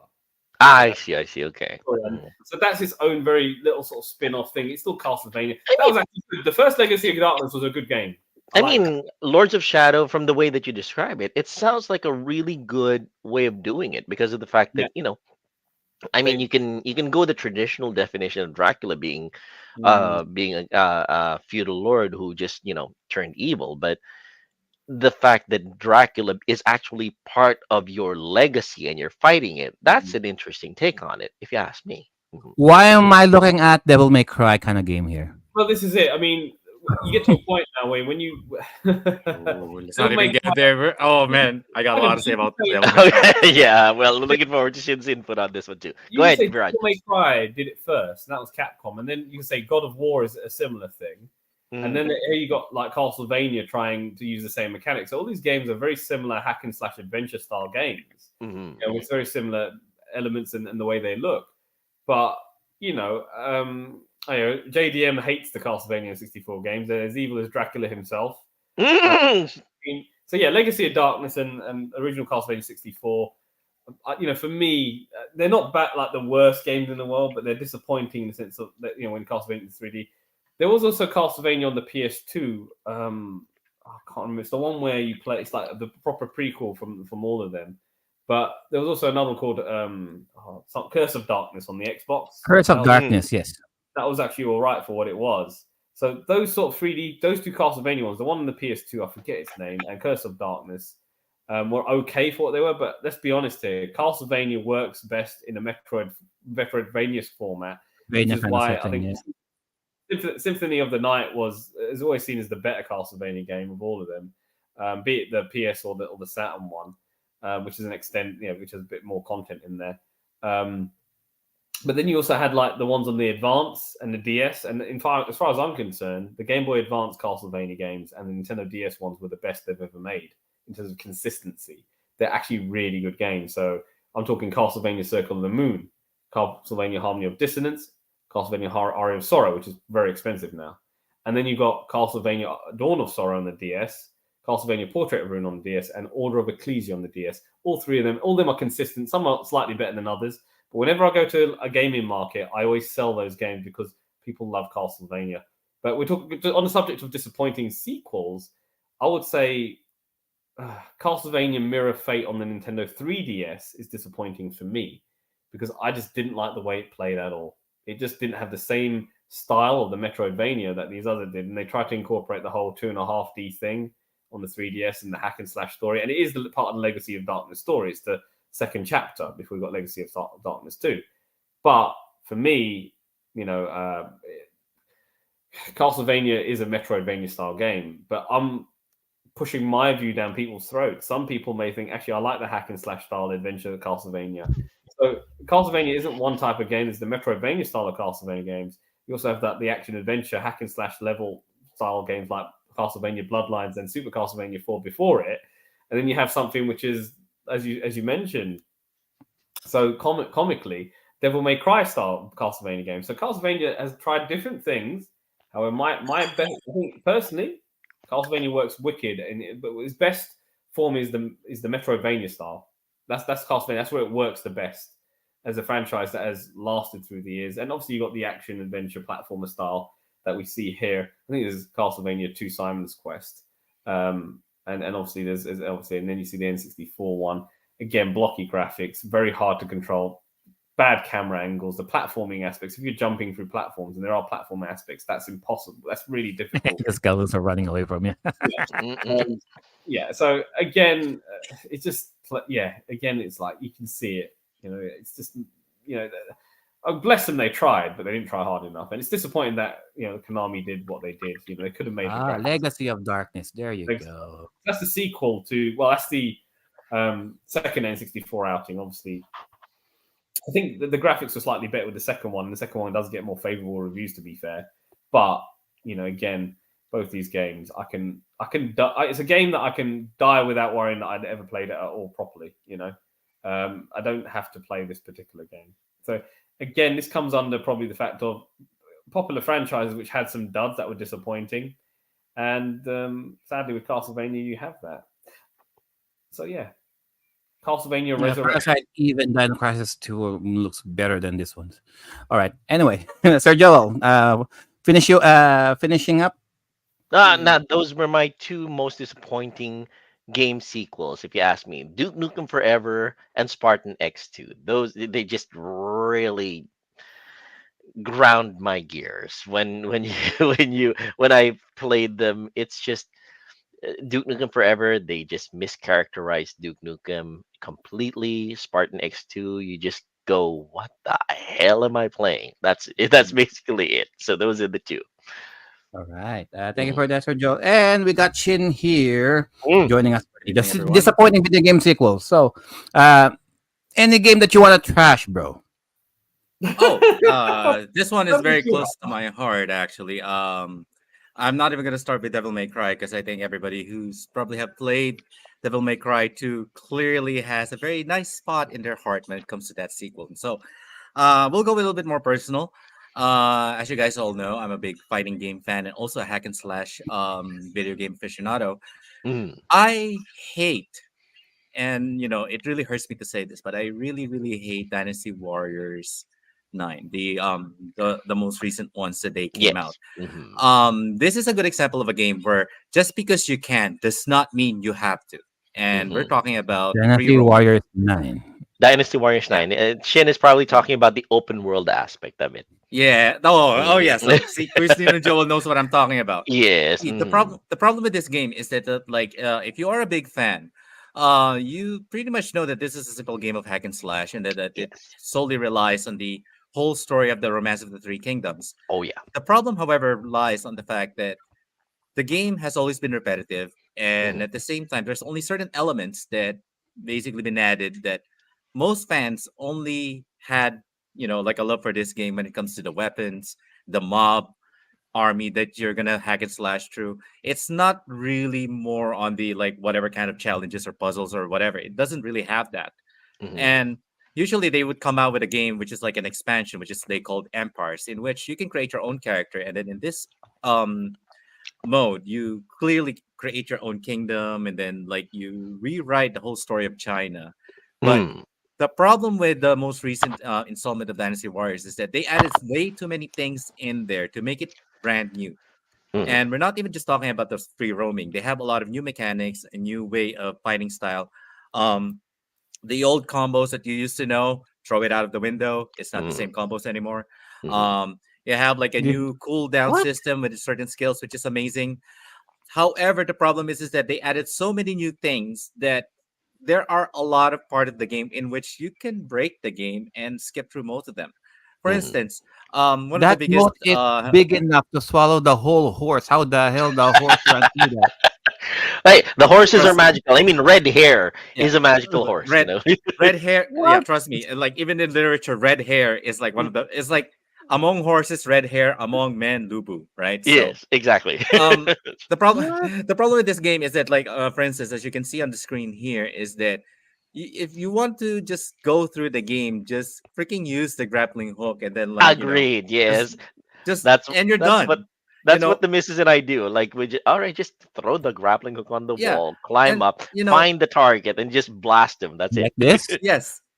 Yeah. It's look, they put so many complex moves, complex strategies in order for you to storm the castle. When in reality, you just have hey, you know what?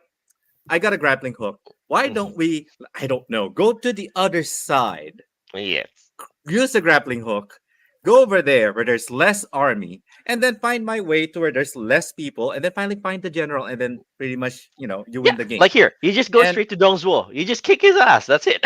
yeah, yeah. You see, this guy just literally speed run Lubu right now. So For I mean, you know, for a big ass castle, not a lot of people in there. Mm. well, of course, you know why? Because all of the other mob that you're supposed to attack is on the other Oh, side. on the Yeah. other side. Mm. Okay, I was waiting for They're the. still trying. They're I was still waiting for trying the to mob. bash Where the. was the They're mob? still trying to bash the gates in. Whereas in your case, you just went to the other side of the castle, Yeah. jumped in using your Oh, grappling hook. no, that's fighting smart though. I Well, mean, yeah. why That's. would I I mean, even yeah. waste my time fighting all of you when I can just go straight ahead with the boss? Well, yeah. That's Well, true. yeah, but that's the thing is that like you hyped It But up it's not breaks that the effective game. Dynasty Warriors without fighting the mob, though. That's the Yeah. whole point of it. Hmm. Yeah, not only that, Quiz Joe, the thing is that they added so many features in here, so many ideas, so many new things that they wanted to divide Dynasty Warriors along with Samurai Warriors, which is their other spin-off that happens in Hmm. Japan. So they want to split this two game in order to have a huge differences. But the problem, however, lies on the fact that they added so many new features. They never really think about like how the mechanics is going to fall. And Hmm. the problem here is that like with the free roaming that they have, How big is unless this you know guy? the role, He's like eight is pretty Lubu. foot tall huge. compared to those, compared to the mob. How I big is this mean, guy? Lubu's what Yeah, in the books. He's always been described as a pretty big guy, se- right? Shane, if they I always remember say correctly. it's like around six something or seven something. Basically, he's huge. Yes. Well, this is Yeah, China, so I'm guessing. Oh Oh, yeah. I fine. Okay, mean, okay, fine. Chinese in the old days were like what, 5 feet Five flat, you at know? the best. yeah. Fine. But yeah, like with the mechanics, they added so many things that they never really think about like how this thing will go. With the free roaming, however, unless you know the lore and you are Hmm. familiar with the story, you won't even know how to actually get to most of these other strategies or unlock most of these scenes that they were saying that was going to happen. For Hmm. instance, like I remember going through one of the routes, and Oh, in order for me to soda. get this scene, I actually have to go look for this person in one of the village because Hmm. free roam, by the way. It would have been nice if this free roam has like I don't know a much more coherent storytelling instead of Yes. just like a text prompt that tells me, "Hey, go over here. Maybe Mhm. something will happen." It's like it's way too open Now, and in way Shin's too case and buggy. in my case, it was a huge advantage that we're familiar with the books, that we read through the books Yeah, already. yeah. And How would you even know to convince somebody's mother not to actually attack unless mhm, you've read it or have encountered it or watch a drama about it? You mhm. don't. Question though. Can you get it on with the Hmm. ladies? It's Um, implied that you do because you will in have the heirs. empires, Mhm. you could Yeah. actually the Um, extension version, which is mhm, like the empires. Whenever they release a Dynasty Warriors, when you get the empires, you create a character. From the mhm, character that you create, you can get it down with any of the ladies. In fact, you can even get it down with your own create a character female. Now, mhm, if you mhm. guys get married, you guys can actually create a character out of those two. I Yes. literally played a character that is based out of me and then based out of Momo. And then we Mhm. decided that okay, they're gonna get married, they're gonna have a child. And I look at my character, I was like, my God, this RNG sucks. That's my son. Can you at least create a setting where they are about to get it on in No, you China? don't. No, Okay, sad to say okay. no. Sad to say, Quiz Joy, Like this is create your own room of nightly this Although is the sad part. no. This creating is your own room it's, actually is a feature in Dynasty it's a Warriors 9. feature. You have your Yeah, home, right? Mhm. yeah, I you was just could, joking. but you know, no. But here's the sad thing, though. Don't let Quiz Joe's hopes up. Yeah, I Even know. though this is created, even though this is created by Tecmo Koei, doesn't Mhm, mean that the girls here is just as like dead or alive quality kind of mhm, girls. They're not. They're kind of borderline. And as far as like the sexiness and like the sexy time is concerned, they're not as Tecmo as you would say. They're very very Koei, which is so PG to the mhm, point that like even the historical thing here where not Lubu, Liu Bei and Sun Sangxiang historically their age is huge, but they just have to make it look like they're the same age so that mhm. nobody would actually Freak throw a out. fit. It's ancient China. Anything goes. It's Yeah. fine. Yeah, yeah, but I'll I allow it. wanted to actually make it PG. Yeah, they want to make it PG, but yeah, but that's my biggest disappointment because as a big fan, I do like to see new features in every sequels of games that I play, a lot of new ideas and a lot of new story expansion. But the problem is that if you put too many of what the fans want without really understanding if it's gonna work on the game's mechanic, it basically make the game fall apart. And Dynasty Warriors is a good example of that. Yeah, it just doesn't come together. I mean, there's so many features, like Shin said, and me and the missus play through it. We do play Dynasty Warriors. It just felt like they were tacked on, and they were hoping that it would all to come together as one cohesive game. It didn't. They think that, Mhm. yeah, they think that putting it's like as if they think that open world is like Mhm. bacon. You put it on Mm-mm. anything, it's fine. And Mm-mm. that's how they treat open world. It doesn't work like that. Metal Gear Solid is a good example of that as Mhm. well. You know, Metal Gear Solid 5 is an amazing game, but open world, it doesn't work like that. I might as well have it more linear. Mhm. It's interesting you mentioned that because Raymond made a put something here. But aside from Castlevania, how about Zelda series where they need to Mm. put there? Mhm. And That one, when you said the open world open aspect actually worked for was that Zelda. Breath of the Wild. yeah, Breath of the Wild. That's it. The Yeah. thing is, it worked for most Yeah. people, but someone like me and Sir Dan didn't like the Breath of the Wild autism Mhm. people, Oh. linear ones. We preferred the linear story or the top-down Zeldas. So Mhm. Zelda is a series that has you got the 2D stuff, which is the top-down adventure, and then you have the 3D stuff, which is Mhm. like real adventure. But Mhm. you could argue that games like Wind Waker, even Ocarina of Time, is actually an open plan, and you don't do things in. You can do it's a linear game, but you have other side things that you can do as well. And I Mhm. like to follow a story which has a path, and that's what I mean by linear. With Mhm. with Breath of the Wild, you can complete the game very quickly. You can complete the game very quickly if you know where you go, but you don't do. You miss half the game when you do that.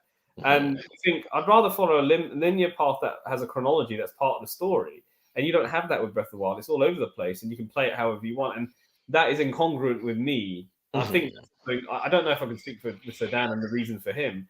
That's also incongruent with him. Really, what annoyed me with Breath of the Wild was the weapons breaking all the time, and it just ruined the flow of the gameplay for me. But to answer Raymond's question, which is like, were there any real disappointments in the Zelda series? Well, we could talk about Zelda. The original Zelda game was great on the NES, but when Zelda 2 came out, people might have been disappointed because they were expecting something to be built. It was a different perspective. It was a side-scrolling action RPG style thing, where you Yeah. level up that way. So some people might have not liked that, but again, it was still very popular. It did very well. It still goes for a lot of money if you want to buy it as a collector's thing. People just loved The Legend of Zelda, and even number 2, which may not be much loved. Maybe some people were disappointed, but it's still a Zelda game that was very good for a lot of people. I personally see that as a bit of a disappointment, but that's my view. Okay, I've got it on my Game on Watch. It's the one game I don't play, the new Zelda one that came out. Mhm. Then they made Zelda 3 Link to the Past back on form, building from the original game. They went with that style. So obviously they returned to the basics. So number 2 may have not worked with them. It's an interesting, adventure which they tried out. But number 3 was very good. I loved that. That's actually my favorite Zelda game, Zelda 3 A Link to the Past. And then you had Zelda 4, Link's Awakening, which was very popular on the Game Boy. People love that game. People have so much sentiment for it, and it's a good Zelda Game Boy game. They even remade it to the point where they called it on the color with the DX with the color dungeons, and they enhanced it. And they also made a Switch release, which is the best way to play it. And there's even a fan version for PC. Everyone loves Link's Awakening. Then you had Zelda 5, Ocarina of Time, okay, on the N64, which everybody loves.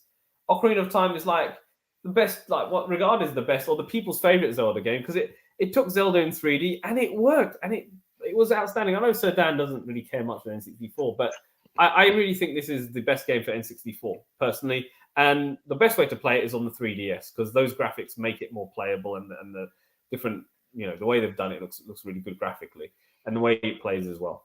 Then you had Majora's Mask, which was basically that a sequel. That now this one again, you could argue, is this a bit of a disappointing sequel? Because it wasn't innovative in terms of the graphics. It basically used the same engine the first game did. They just changed a few things around. People might have thought, okay, it's different, and that's a good thing. But on the same time, you have a timer on there, so you have to complete the game in a set amount of time before that moon face thing Holy crashes. shit, that moon. That I was remember scary. that game. It was a darker game. It's a darker game, and they're much more Adult challenging. era. I think those are the sort of aspects of it. But to be honest, to be blunt, I don't think it's nowhere near as good as Ocarina of Time in the way that it plays, in the way that it is. So I think it was seen as a disappointment. So we've got Zelda 2 and Majora's Mask as sort of two disappointments. There's actually something I've left out deliberately, but I'll go back before I forget it. Back in the 90s, do you remember Nintendo made a deal with Philips for the CDI? Yes. Oh shit, those games. Those games are Zelda games. I know Zelda fans don't regard them as canon, but they were garbage. Okay, so let's put those two games. One of them was like Princess something. The other name, I forget what it was. I think one. Both. One was something Triforce. One was Princess Adventure. Zelda. They were two games that that came out simultaneously. So it's more like a sibling game. Either you get either you get the first game or the other or both. The Wand of Gamelon. That's what that one was called. Yep. And it was called The Faces of Evil. Yeah. Face of Evil. Yeah. Yeah. Both of them were just you don't play those games. You don't even want to play them. Someone actually made a Game Boy remake of one of those games. That's actually probably better than the game, but even then you wouldn't play it. So anyway, going forward, let's go back to oh god, these animations. Oh, they're disgusting. Oh, those are the ones. The one of Gamelon. Those meme And Zelda's wordies. Adventure. They're meme wordies. There's lots of they're terrible games. So going forward, we'll talk about the next ones. And there was also Zelda Oracle of Ages and Seasons for the Game Boy Color. And those are very good games. They're popular. And that's when Nintendo had a 3-year deal with free game deal with Capcom. So Capcom actually made that game with Nintendo. So Oracle of Ages and Oracle of Seasons was engineered by Nintendo and Capcom, and that was received very well on the Game Boy Color. And they get a lot of attention when I take those games to the gaming market. People love those games. Going forward, you also have Legend of Zelda, on the Cube now, which was the Legend of Zelda Wind Waker. Now, this is an interesting one because my friend Roberto goes, when they did that, I didn't like the cel-shaded graphics with Wind Waker. Why have they made it so kiddie? Why did Nintendo have to do this stupidness with the graphics? Move that. If you can get over the whole cel-shaded Toon Link, yeah. In my opinion, Wind Waker is an awesome Zelda game. I would argue, in terms of content, it's better than Ocarina of Time. It's just a very, very good Zelda game, and I love Wind Waker. So I know it's a disappointment, and because of the graphics, and people wanted a more adult, grown-up Link, like in the same style of Ocarina of Time. Holy shit! Sadly, they didn't do that. I think the one you're looking at, this is from Twilight Princess or something, but they didn't do that. So they took that criticism and they did make Twilight Princess, which had 80 hours of gameplay. It's definitely the hardest Zelda game in 3D that they've made. It's probably the most challenging one. You want a challenging Zelda game? Twilight Princess is there for you. And graphically, it's a beautiful game as well. So you have that. Going back to the handhelds again, part of 3 years, Zelda's 3-year Capcom deal was they made Zelda A Link to the Past 4 Swords Adventures on the Game Boy Advance. And that was actually a really good game. So it's a good port of the Link to the Past game. But the 4 Swords Adventures, which I played with my friend, it's 4 players on your GBA. He had a GBA, he had a GBA, and he had a GBA. And they all had to own the game. And we all played. And it's a 3-hour game, but it was so much fun. And then they also made the 4 Swords Adventures on the GameCube, which was also a lot of fun. And I've played that. So I wouldn't say they're the canon Zelda games, but they're all good.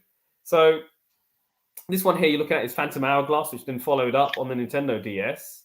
And without forgetting, there was also a Minish Cap on the GBA, which is another great Zelda adventure, which came out in 2003, 2004. And then, you then had this thing, which is the Jack Sparrow of Zelda. You have this Linebeck. In my opinion, Phantom Hourglass is the best handheld Zelda game. That's my opinion. I love Phantom Hourglass. It's my favorite one. There's so much joy. It's got the best. In terms of challenge, it's there. But I love it. I love Phantom Hourglass. They also made Spirit Tracks after that. I wouldn't say it's a letdown, but it's just not as good as Phantom Hourglass. It's a different kind of game, but it's much more linear, much more confined because of the way the railway system is used. But for some reason, it's worth £10 more on the resale market than Phantom Hourglass. If you haven't played either, just get Phantom Hourglass. But if you really like it, this is good for a collector's item. It is also a very good game. Okay, there's Spirit Tracks. There we go. So going beyond the Nintendo DS, we also have the Wii Zelda, which was Skyward Sword. Now, this was an interesting one because people were disappointed because of the way the Wiimote worked. And here you go. Now, I've played this game on my Nintendo Switch where you can actually use buttons, and that's a really good port. It's HD. It works great, and I've beaten it on my Switch. I love this game. I would say this is probably one of the most underrated Zelda games of all time. I would say this because a lot of people got put off by the controls. I tell you now, play this game on the Switch. You should be able to get it at a decent price. It is so much fun. Chronologically, it's actually the first Zelda game in the history of the Zelda story, shall we say, where everything all began. Give Skyward Sword a go. It's a beautiful game, but play the Switch version. That's actually probably if you're not comfortable with motion controls.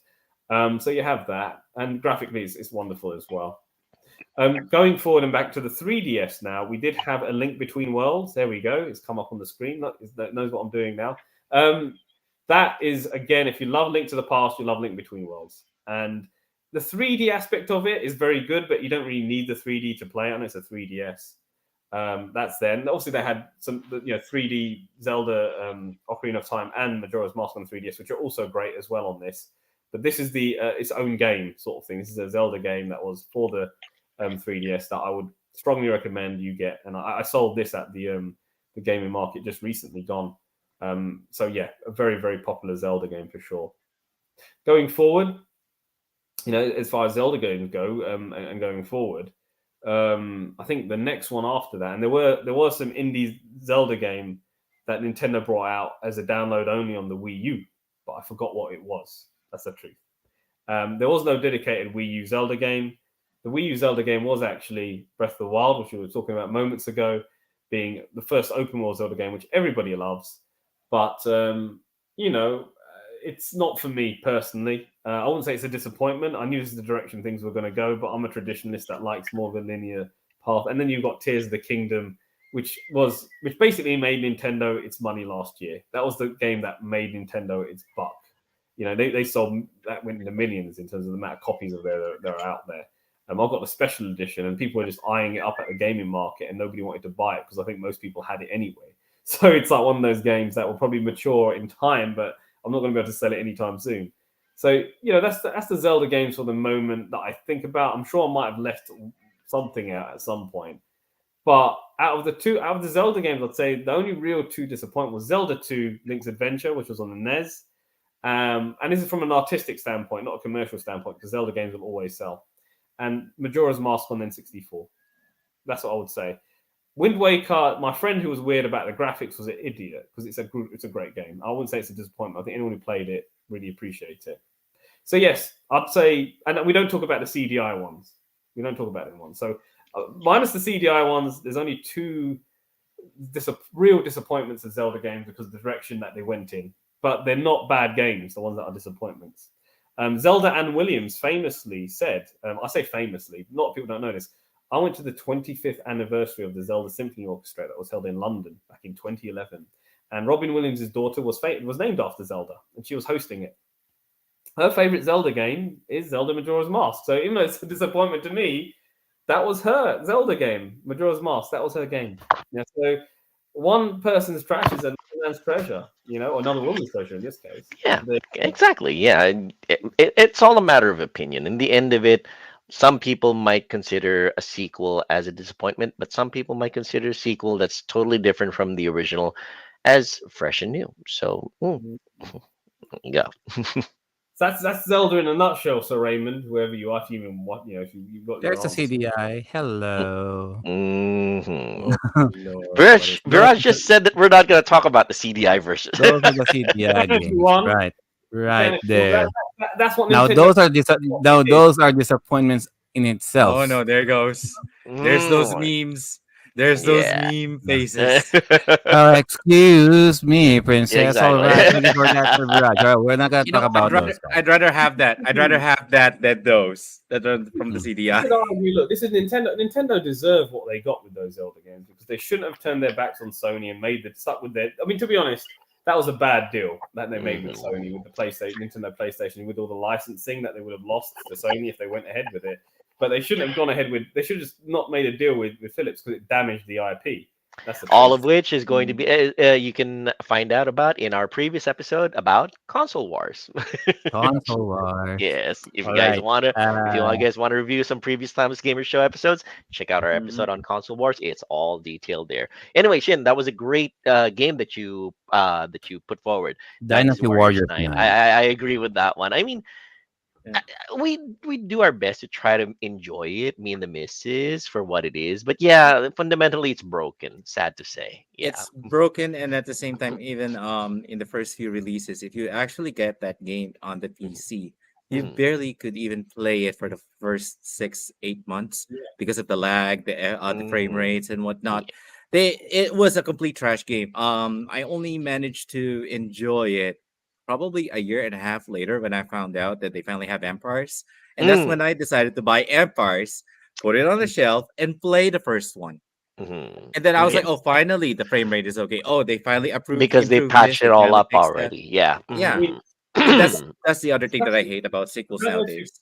I don't know if you played Dynasty Warriors on the Game Boy Advance, but that again is also another abomination. That's why it's so cheap to buy. Oh God, that I never even try. Dynasty Warriors, Dynasty I Warriors tried in my Game best Boy not to On the even Advance. think GBA, yes. about that Mhm. game. What? Yeah, It's it's one of those What? games that it's one of those games I could easily Dynasty acquire and Warriors in resell Game for Boy more money Advance. because How would everyone thinks I Dynasty know Warriors that? is a good game, but I don't have the Mhm. heart to buy that and then resell it for more money just because somebody thinks it's a good game, and I don't You want to don't do want to that. inflict it on anybody. For Ethics let's put reasons, it this for way, ethics Christina. reasons, I'll not Let's sell put that What? game. yeah. So I don't Oh get that. shit! Really? Yeah.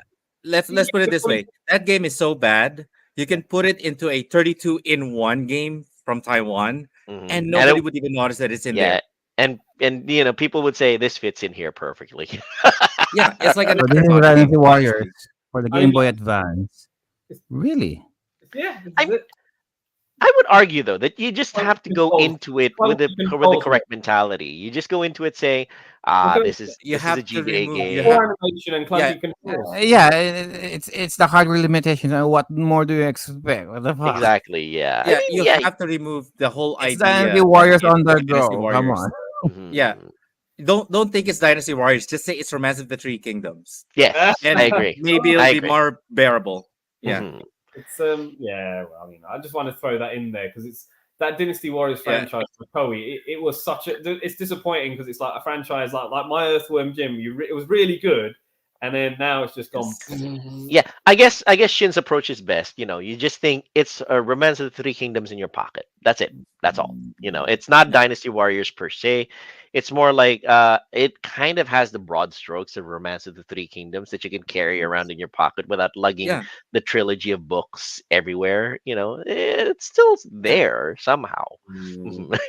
We hardly talk about fighting games on this show. There's also that. Yeah. Rarely, Mm. unless of course we have Shin on board. While he's Mm. here, Mm. any disappointing fighting games, boy? Yes. There Oh you yeah, go. yeah, yeah. There's a lot. There's a lot. There's a Mm. lot. I There's a lot. would say, Like you got your Street Fighters, you got your Street Fighter, Wait. you got your It King of- has to yeah. be. It you got has your to be Tekken, and you got in, your King of in Fighters. the theme of the Surely show, there's which is something. fighting game sequels. Mm, Mm. Mhm. Oof. fighting game sequels. I mean, Yeah, it's surely going to be hard. there's No, one, this is going or to Dead be or Alive, no. maybe. There is going to be a bit of a dilemma on this one because the problem with that, especially with fighting games, is that a sequel could be terrible in a sense that like your character, your main happens to be terrible for that installment, or Or that the nerfed. game mechanics, Mhm. yeah, or the game mechanics itself doesn't fit into the way that you used to play with a certain game style. For instance, like let's Mhm. say you're a big Third Strike fan, and Mhm. then you're just trying to learn Street Fighter 4. You can definitely say that like you hate the sequels and everything after that because Mhm. you're a big Third Strike fan. Yeah. But even some people that are real fighting games aficionados, they will still try the further games and learn to adapt to it because of the competitive nature of it. You see, that's Mhm. why it's such a slippery slope to for us to actually use the word disappointing sequels. Because Mhm. if you think about it in the FGC term, everything is a disappointing sequels because your first game is your favorite. Yes. That's how it is. Like people will always gonna say Third Strike is the best Street Fighter, Mhm. and somebody would argue that like no, Alpha 3 is the best one. Somebody Mhm. could also say screw you guys, Street Fighter hyper fighting is the best one.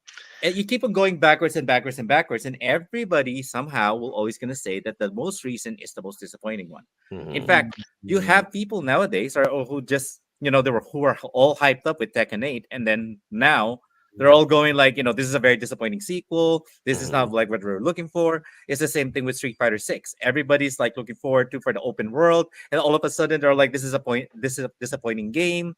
This is so much like a pay to, like people are basically this is an esports game now. Mhm. It's hard for us to actually put it on the same category as like let's say Devil May Cry 2, Dynasty Mhm. Warriors Oh 9, no, oh, no. I mean, The Elder we could Zeldas. hear, fuck those guys. We want to hear your Your opinions, personal though. opinion. Yeah. Your My personal personal opinion, opinion, though. Mhm. the most Fuck those guys. disappointing one for me.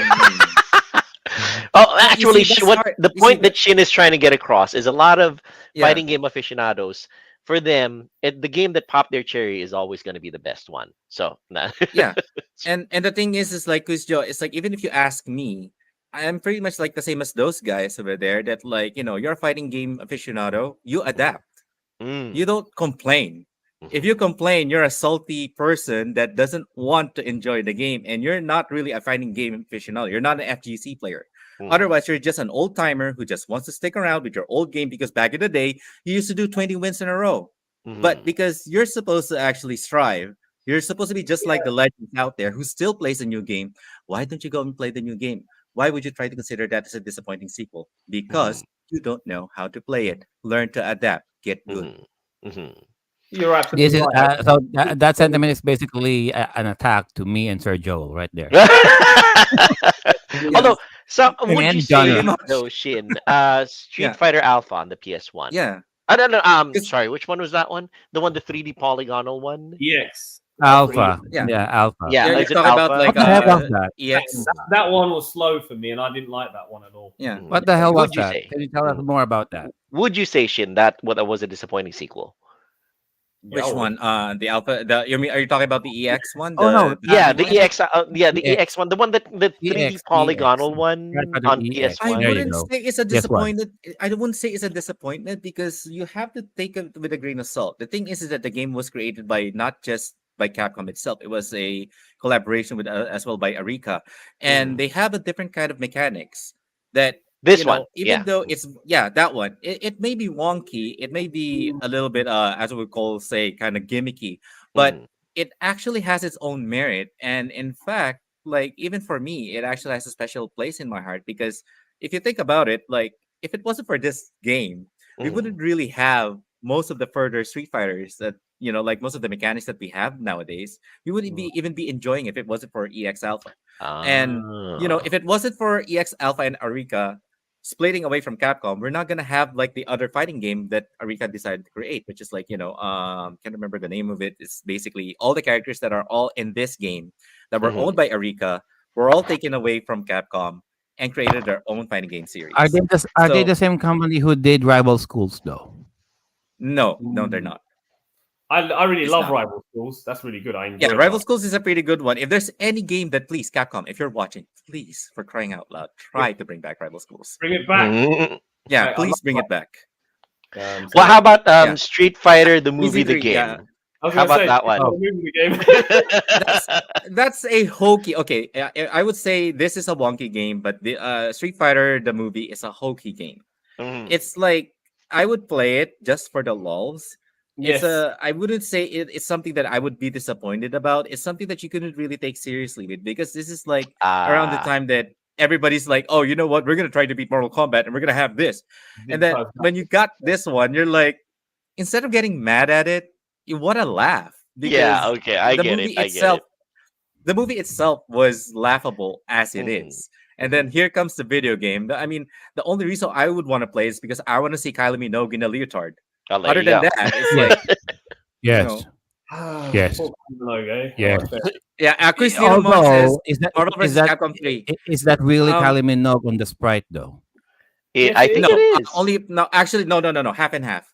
Actually, they have a stunt double that Stunt does double. most of the Ah. other movements, Boo. but the other ones were But the actually ass, Kylie Minogue doing the but the poses. ass Yeah, though. some of the Ah. access Okay. Is Okay. that 100% Kylie? is some, no, some of it 50-50. It's actually Some of Mhm. it, because like yeah, because I actually like half the researched back chick in is the day. first and half the chick is a double. Yeah, no, because I actually researched this, and apparently Kylie Minogue did wore the Kami outfit Mhm. for this game, but Yeah. there's also Right. a stunt double that does the other, like So the other it's like movements Yeah, and of certain whatnot. course, key, so definitely. certain keyframes Yeah. where it has to be Kylie Minogue is Kylie Minogue, but some of the other ones Yes. that are not that aren't as defined can be the stunt double, basically. Okay, I get So, it. for Yeah, Yeah. example, like the winning pose, like she shows her it has to be ass. Cami. It has to be Was Kylie Minogue. that Yeah. has Yeah. to be Cammy, right? That has Yeah. to be Hmm. Kylie, right?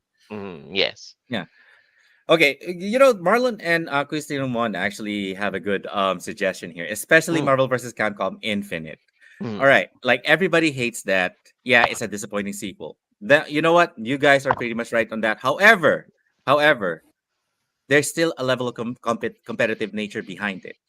You know, So, I what's may the be story behind sounding this like game? I Why they did it? Why they did it this way? because they want to bring back Marvel because everybody Mm. misses Marvel. Mm. When's Marvel? So of course they want to bring it back. So when Marvel versus Capcom 3 pretty much like, extended its presence, they decided to create this one. The problem with this game, however, is that you can tell that they weren't really thinking much about like the essence of Marvel itself. What's happening here is that they're adding way too much of the cinematography, the cinematics, the Marvel universe, and then like the Street Fighter There you go. universe, Yeah. putting it all together and rushing and trying to rush to finish this as soon as possible. Now, Mm, I would say that like I don't like this game, but I wouldn't say that I could be disappointed because the moment that I saw it the first time, I never even bothered to touch it. Am I disappointed at it? Not really, because even back then, I already know that like if they're gonna come out with any other Marvel games nowadays, especially with the licensing and the battle that Capcom has to do, I don't think we're gonna get the same Marvel. There's gonna be a lot of compensation. So when they announced this, yeah, I saw the hype, but I was like, I'll wait till I see it. And then when all hell broke loose, I was like, well, told you, I'm not even gonna touch it. That's why I never even that managed to bought it. I never even bought it. I wasn't even disappointed because I was already predicting that I'm not gonna say Marvel is dead, but I already predicted that if this game comes out, it's not as good as Marvel 2. It's not as it's not Mm. as memorable or evil worthy as MVC 3, because MVC 3 is a very amazing game where it's like there's a lot of hype. There's a lot of people that enjoyed it. In fact, even I, who doesn't even play Marvel vs. Capcom 3, mm, enjoy watching people competitively play it. But when it comes to this one, I was like, why did they even release this when I'll have even more fun watching Marvel vs. Capcom 3? And the only disappointment that I would even have, if I would even have one, is the fact that it existed. mm, But I In never bought it. I already predicted it. so the way I see these Marvel versus Capcom games. So what? Okay, so Marvel versus Capcom 1 was good, granted, Yeah, right? yeah. But it's broken in its it's broken on its own in regarding Mm, with the aerial combos. Sure, Marvel versus yes. Capcom 2 even better. Hey, a lot of people keep using Storm, Magneto, and Sentinel. Broken characters, you Hey, know that. top tier. And Is then is a top tier Marvel versus character. Capcom 2, Mm, hey, very uh, they even up the ante with mm, Marvel vs. Capcom 3. Most of the time, mm. I keep seeing people keep using Phoenix because hey, it's Dark Phoenix. Yeah, you Well, can not uh, everybody plays Phoenix. It's only just Filipino not champions and everyone, other players. but a lot Yeah, of them do. And yeah. then Marvel vs. Capcom 3, didn't they release that one with the one with the Hawkeye? Marvel Uh, vs. Capcom 3. yeah, it's like MVC 3, and then they re-released that with the one with Hawkeye included in there. And Mm. then this one. So, what were the things that they added, and what were the things that they took out in regarding with the previous one, which is Marvel versus Capcom 3? I think the thing is that like with Marvel, it's about the characters. The way that you even build yourself up with this question, you're throwing characters into the whole fray. So the thing is that it's about the characters, the mains, in other words. Like I said, like when it comes to fighting games, it's not just the mechanic of the game itself, but like if you are a big fan of a specific character, that's basically your main. And if that main is not there, you don't feel like you belong into that game. Um, Marvel is actually a good example of that. That some people, the risk of actually a new fighting game coming out is that either your main is going to be there, or the mechanics or the move list of your character is going to be different. And if it's going to be way too different, it'll feel too foreign. You might end up either moving to a different main, or you're gonna, not play the game altogether. It's one of those few mindsets that some people tend to have. In fact, I know a few people who loves to play Tekken that, the moment that they find out that, their character is not going to be there anymore, they even disregarded touching it. Some Bruce players that are big Tekken Tag 2 addicts are not even touching Tekken 7 with a 10 feet pole. It's pretty much all about either the characters, the mechanics, and even, like, let's say, how the game works and how it feels. It's not like, maybe the graphics is also a part of it, but the majority is like how you will enjoy it through the long run, and if you can see yourself competitively playing with it along with your friends and whoever you're playing with online. Yeah, I think to me the main problem with the Marvel versus Capcom game is that the Capcom side of the characters get the shaft most of the time, Yeah. unless the Capcom characters are well known. Like for example, Mega Man, sure. Devil May Cry, sure. Darkstalkers, of course. They're fighting game characters to begin with, and then you'll have what Strider hear you. You'll include like Hey, but Arthur. hey, What the hell are they supposed to do? I think that's the thing though, is that like What what's what, you're what's still that looking red at you're demon there? still Oh, blue. I think you're Who's still that? looking, Kusto, I think you're still looking at it as like, because you know these characters from other different games. You Yeah. have to take into consideration that once these characters are put into this game, just like people who play Smash, is that like just because No, no, no, Zelda no. I or get Link that. is Well, in what it, I'm what I'm you know, saying is, uh, it's like, what are they supposed to do? Like fighting game wise. I mean, because why with the the hell Marvel is characters, Kirby in Smash? you have this idea that they're fighting anyway. Like they're superheroes, they're Yeah, super villains. They're supposed to fight.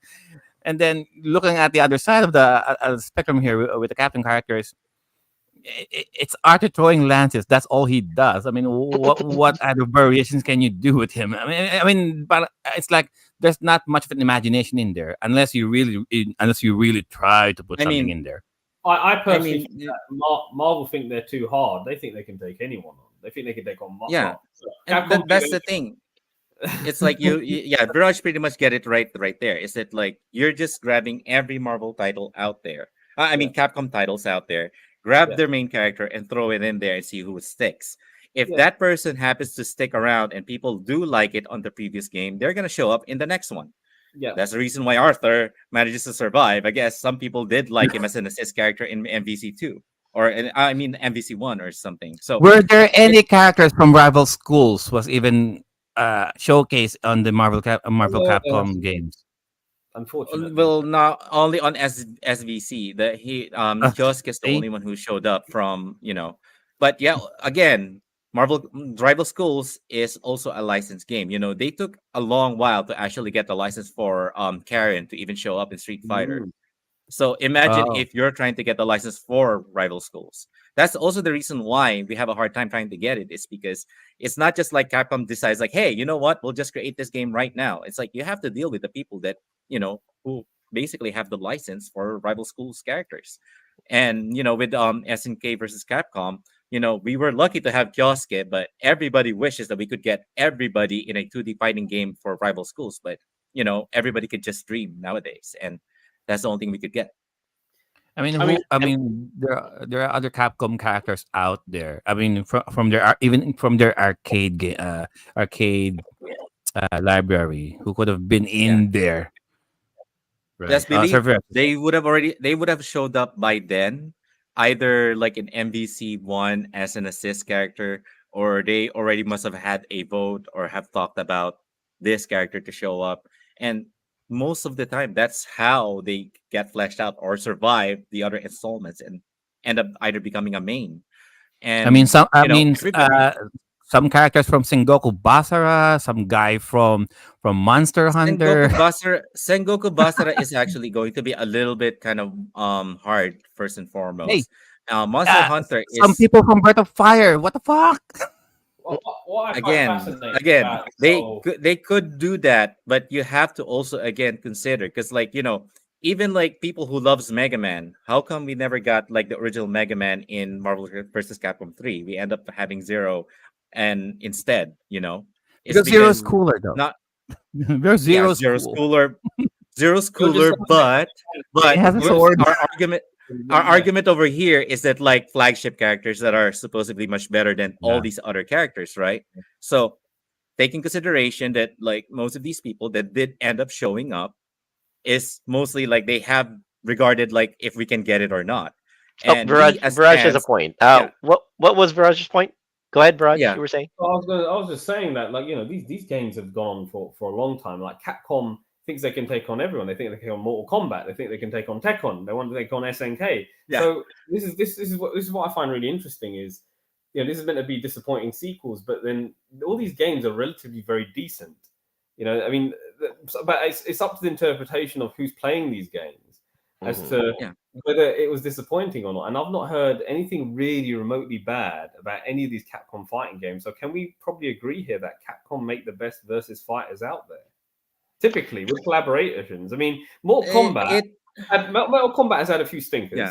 Okay, yeah, it SNK, does. the inconsistency is riddled SNK. MK1 is really sucking right now. Yeah, So I mean, yeah. Virtua Oh Fighter, yeah, was I I mean agree with that. I there mean, are some bad Mortal Kombat games. There are some because questionable Samurai here's Showdown games. Yeah. here's the fighting thing, versus because fighting. I agree with Sir Viraj on this one, because the problem with Capcom as a general, all right, is that when they Mhm. got big so fast that they decided to actually go for all of the genres. If you've noticed Yeah. that, like when the fighting game boom happened, Capcom pretty much was Mhm. one of the big top ones. And when they decided to go and put all of their hands in all different platforms and different type of genres, what The happened is that they bit horror. more than they could chew. Yeah, And what happened with that is that the downfall of like what Resident Evil series, you have like a Mega very Man, bad sequel of Mega Mega Man, Man's I gone mean Devil May now. Cry. Yeah, Mega Mega Man has Man 3 never Breath of happened. Fire. Um Breath of Fire did that Breath again of much Fire longer. got yeah. Oh yeah, So we the don't. thing, I mean, when was the last Breath of Fire game? Like on the PS2. That's it. Yeah, yeah, and they and stopped and caring that's the after. thing is that's the thing with Capcom is I mean, that like they Spartan bit more game. than they could Breath of chew. Fire. Look, hang on back. If Well, hang on. Capcom's Dragon strength is Quarter. versus Looking at fighting games. But are you saying yeah, that they can't make a good RPG? Are you saying that they can't make a good platformer game like Mega Man? I think they can, to be honest. I just think that they if weren't they actually successful. have the right focus though, if they were completely focused in doing that and not aiming to just let's throw this out here, let's try to grab this, oh we have this old IP, let's take it out. That's the problem with Capcom that I've noticed, is that they're completely relying with old flagships, and they're all relying on old mechanics that they think that still works. Do you think that's the problem Sega have as well? Well, that's going to be What? a bit of a Sega then or that's going to Sega be now? hard. Sega Oof. now or Sega Do you then? not think that's the If same you're with talking Namco? about Sega now, Is there anything beyond that Tekken that came out in '95? What are they making in terms of their versus fighters? that's What okay. are they That's a good emulating? question with Namco. That's a good question with Squaresoft Namco. You're right, because Squaresoft have lost yeah, a lot of money because they're just focusing on Final Fantasy. A lot of these old video game developers or IPs, if we're talking about yeah, Squaresoft, the classics, they're stuck in that world because we grew up with them and we're buying their classics. And it's hard for them to yes, innovate. Like you got all these newcomers squashing out with God of War, on the big yeah, franchises. A great game. yes. You got The Last of Us. You got Assassin's Creed. They've got to compete with these big games out there. How can little Capcom? They have to make Resident Evil. They Assassin's have Creed to. Black Flag looking at you. And I'm going to say this. All right, this is a bit of a hot take. DMC, the other Devil May Cry. Mm. Remove that. Remove the name DMC. Remove the Devil May Cry. Don't call them Dante. Don't call them Virgil. Call them somebody else and have it like, oh, it's somewhat related to Devil May Cry, but it's not. Have a different title. That game would have actually survived and might even have more sequels in the end. It That's all the comes down. problem with that sequel. But the thing is, you want to keep a name that was successful. The reason they keep the name Yeah. is because they know, oh, he likes this. He wants this name. He wants Sonic the Hedgehog. Yeah. He wants a Sonic Yes. game. Sonic has to be in the title for it to sell. The IP has become Exactly. Yeah. the money side of things. Now you can create something new, but if you're not familiar with it, it really has to punch above its weight against all the other competition. And this is such a competitive market now. So you have to make a quality Yeah. IP. You have to market the bloody thing. You have to throw so much more money in it now than you ever did before. And it's harder. It's Yeah. easier for them to just stick with the IP because they know it's a guaranteed money maker. Now the problem is Yeah, if though they my keep doing this, will mm, they make the quality of the game the same as the original? And that's what damages the IP in the long run. And then you'll end yeah, up with less profitability, like Square is receiving right now, damaged IP with Final Fantasy. yes, Sega with Sonic, it's always been inconsistent. So, well, the only one that's been consistent is Nintendo. Typically speaking, they're the only one that's consistent, and Capcom with their fighting games. That's what I Well, see. Nintendo has a really strong focus on quality assurance. Mm. hmm Nintendo Nintendo. has Say what you will about their business practices, I but they are know. Say consistent. what you will about how much of an Well, asshole that's Nintendo why I is sell business wise. Nintendo. The quality assurance is top notch. Yeah, We're that's talking why I like, sell Nintendo, and I don't get emotional about games. Even though I'm a Sega fan at heart, I know Mhm. Nintendo is the cash yes, crop, and that's why I sell it at the markets I go to because everybody loves Nintendo. It's just easy to Yeah. sell. Why am I making things hard? And if these, on the whole subject of disappointing sequels and IPs and them doing things, if they made their IPs, if they actually gave a damn about their IPs, if Sega actually gave a damn about Sonic the Hedgehog, they would have kept Naka on board. They would have kept all these legends yeah, that made these games great and paid them proper money. That's the thing. They didn't want to pay him. Like Miyamoto's still at Nintendo. Yeah, he's still Oh, making games for them. they didn't want Yuji Naka to continue with Sonic. To be honest, Yuji Naka was a bit of a mm, queen. To be fair, he was a bit of a queen with Sega. There's a lot of Oh, drama that happened. really?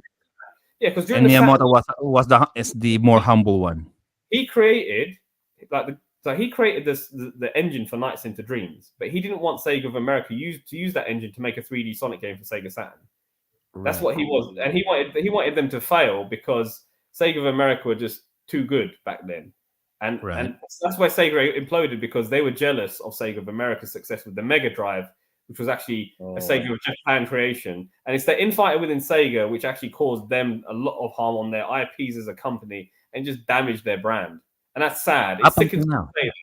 Yeah, the Sega of Japan stuff was good, but it damaged the Sega of America side of things, and they've never really recovered from that. Forget the Dreamcast failure; it was the drama that happened in the Saturn side of things. And in all fairness, even when Naka was with Sega during the Dreamcast era, and he abandoned Sega, and then they made Sonic 06, and it was shit. Yeah, that's the truth. Yeah, everyone knew Sonic the Hedgehog For the 06. Xbox 360. Yeah, on 360, it was a terrible game. And when I think Naka got a sentence for insider trading recently, and I read something in a comment section on the forum saying that's what you get for abandoning your son. That's what somebody wrote to you. Oh, fuck. damn, Really? That's what happens when you abandoned your son in 06. That's what he said. So it's just Savage. making. That's what stage happened right when there. he abandoned Sonic for Square. He left for Square, didn't he? And that's what happened. Square put a lawsuit against Yuji Naka because obviously Balan Wonderland failed for Square. That was a flop for Square, and Yuji Naka was behind that. But Yuji Naka made a killing himself on insider trading, which is actually bad. But Please forgive Sonic, guys, ladies and gentlemen. He had abandonment issues. That's why. That's why Sonic is acting up like this. Sonic, All right. Sonic is he's a child. Yeah, he's an orphan. But again, going back to Yuji Naka, I'm just talking about him and all these other people in Sega that were there during the golden age of the Mega Drive. They didn't pay them to keep them on. They didn't invest in the talent. Whereas Nintendo, I kind of get the feeling did. Like I just look at the big players like Shigeru Miyamoto. He's still with them. Koji Kondo, he was still with them. These people were looked after. Even Nobuo Matsu, who did the music for Final Fantasy, he's only recently retired. He was continuing making those yes, great soundtracks where everybody loves him. So all these talented developers, music and programming and graphic artists, they stick with the companies that look after them. And Sega just didn't look after their IP. I know that much. I'm sure it's the case with so many others. And that's what There can make are other factors there, but when you lose that talent that made originals great, your sequels just aren't going to live up to that high standard. That you'll make I money agree. with the IP. You got that IP. It's going to make money. It'll be a trickle compared to what you made with the originals. And a lot of these companies need to look after talent. And it's not to say that you can't make a sequel that without the original team. Yeah, you can actually get a good team that can make a sequel better than the original. You just have to pay them good money, have a good art director, make sure it's there. And sometimes it's luck as well. Marketing, everything all has to fall into place. And it's a lot of effort. It's harder to make a I video would say Nintendo ain't shit if it weren't for Miyamoto, though. Yes, Miyamoto made Nintendo. He was the brains behind it. And Nintendo got lucky with Miyamoto. That's the truth. They got lucky with it. game designer. And is I'm brilliant. surprised he ain't president by now of Nintendo. But of course, He Miyamoto thought that. He wanted said to it in make the games. documentary. He's happy being a salary man. He wants to be an Yeah. artist. He wants to create, and they were He lucky wanted to that make games. Yeah, He there's a wanted to huge be- difference between a game maker and an administrator. Huge Yeah. difference. Yeah. but A Yuji difference Naka- between an artist and a businessman, ladies and gentlemen. Yes. Yeah. I think you. Oh, so there you go. yes, Sir Viraj. So yeah, you're gonna want people that like Yuji Naka who are ambitious, who want more money, but then Sega just didn't want to do anything for him. They listened to him. They gave him a director's position and all this stuff, but Yuji Naka just wanted more and more, and that's why he eventually left Sega to do what he wanted to do. He just wanted more money, so it's greed. So it all comes down to the developer. Understandable. But then you have people like Yu Suzuki, the other Yu, who stayed with Sega's AM2, and he retired honorably, and he pulled out. He even made Outrun 2 is responsible for that, and that was a sequel to his baby in '86. So you had good people with Sega even then, but it's just most of the talent abandoned Sega and went somewhere else because they were paying better. There were competitors that were paying more than Sega, so that's another reason a sequel sometimes will suffer than the original because the talent that made it want more money. So you don't want to pay them more money for the sequel. But they're going to make more money from the sequel. They don't want to pay the staff more money. So, Well, I'm guessing that things were just as bad in Sega of Japan. Maybe it's just a toxic and working environment there during the 90s. Most people tend to fuck I don't this. know. Let's make our own. Let's make our own. Karoshi is a thing in Japan, so Karoshi is the most worst thing that could ever happen, but But you have- it's a I would cultural thing say- in Japan. I think Sega were the Saturn was very popular in Japan. It outsold everything when it came out, and it was only in '97 when PlayStation 1 took over sales of the market in Japan. It's only when Sony took over the market in Japan late in '97 that's when Sega fell behind, and that's only because of Final Fantasy VII. That was the game that killed it for the Saturn. That sunk the Saturn, Goliath that was in Japan. But the teams behind the games behind Sega Saturn were revered in Japan. They did really, really good work. Sadly, a lot of those games are locked to the Japanese market, and we don't have access to it because of the language barrier. Unfortunately. But we've already way past our 2-hour mark, but we also have our testimonials coming from Sir JDM and Sir Dan, who submitted their own disappointing video games. So let's hear it from Sir JDM first. Yeah, all right. Hey, Timeless All right, Gamers. let's go. Juan DeMarcos here of 123 Go Retro. Unfortunately, I can't come to the show today, but I'm here to share a game for today's episode about disappointing game sequels. For me, it's going to be the Siphon Filter series. Siphon Filter is an action espionage game for the PlayStation, developed by Eidetic Studios and published by 989 Studios. It was released in 1998 as an answer to Metal Gear Solid by Konami Entertainment. So, in Siphon Filter, you play as a secret agent named Gabriel Logan. Was working for the agency, and he was sent to Costa Rica to learn more about a new bioweapon, the eponymous Siphon Filter, that was released in a jungle. So together with his partner Lian Singh, he discovered more about the virus, which led to a series of twists and betrayals. The first game was amazing. The graphics look great. Controls is fine. It uses the typical tank controls similar to the original Resident Evil series of games. The second game was a direct sequel to the original and was released in 2000, and it picked up months after the events of the first game, and it appears that the agency had several connections to various terrorist networks. So once again, Gabriel Logan became rogue agent and was out to clear his name. And it had the same mechanics as the first game and some updated graphics. The third game was released a year later and served as a prequel, as well as a sequel to the first two games. So here we have Logan being questioned by the US Senate for his actions and connections to the agency, and his former agency teammates are out to help him clear his name.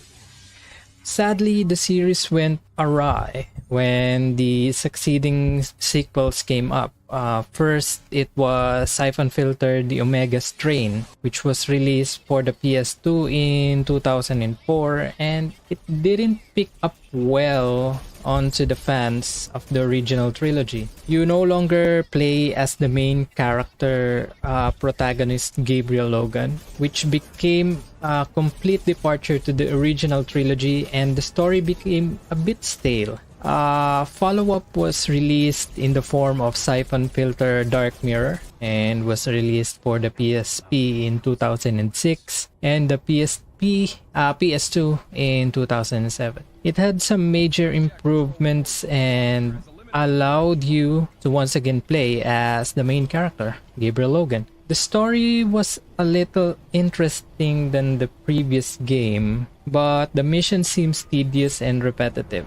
The final game in the series was released in 2007 as Siphon Filter Logan Shadow for the PSP, and a port which came around 2010 for the PS2. Even though the PS3 was already out in the market, they didn't bother to release it in that system. The story focused on Lian Singh, was Logan's old partner. There seemed to be a little bit of a love triangle between the two added to the mix, but it didn't really pique the interest of the fans. And then the game ended with an open-ended scene where Logan was presumably shot to death by the main antagonist while he was off duty. So, the Siphon Filter series became dormant and no new games were released since Logan Shadow. I guess the main character's death must have been the final nail in the coffin for the developers, not being able to come up with a compelling story and lack of interest from the Siphon Filter fans. Although rumors have been circulating the web about a possible remake in 2003,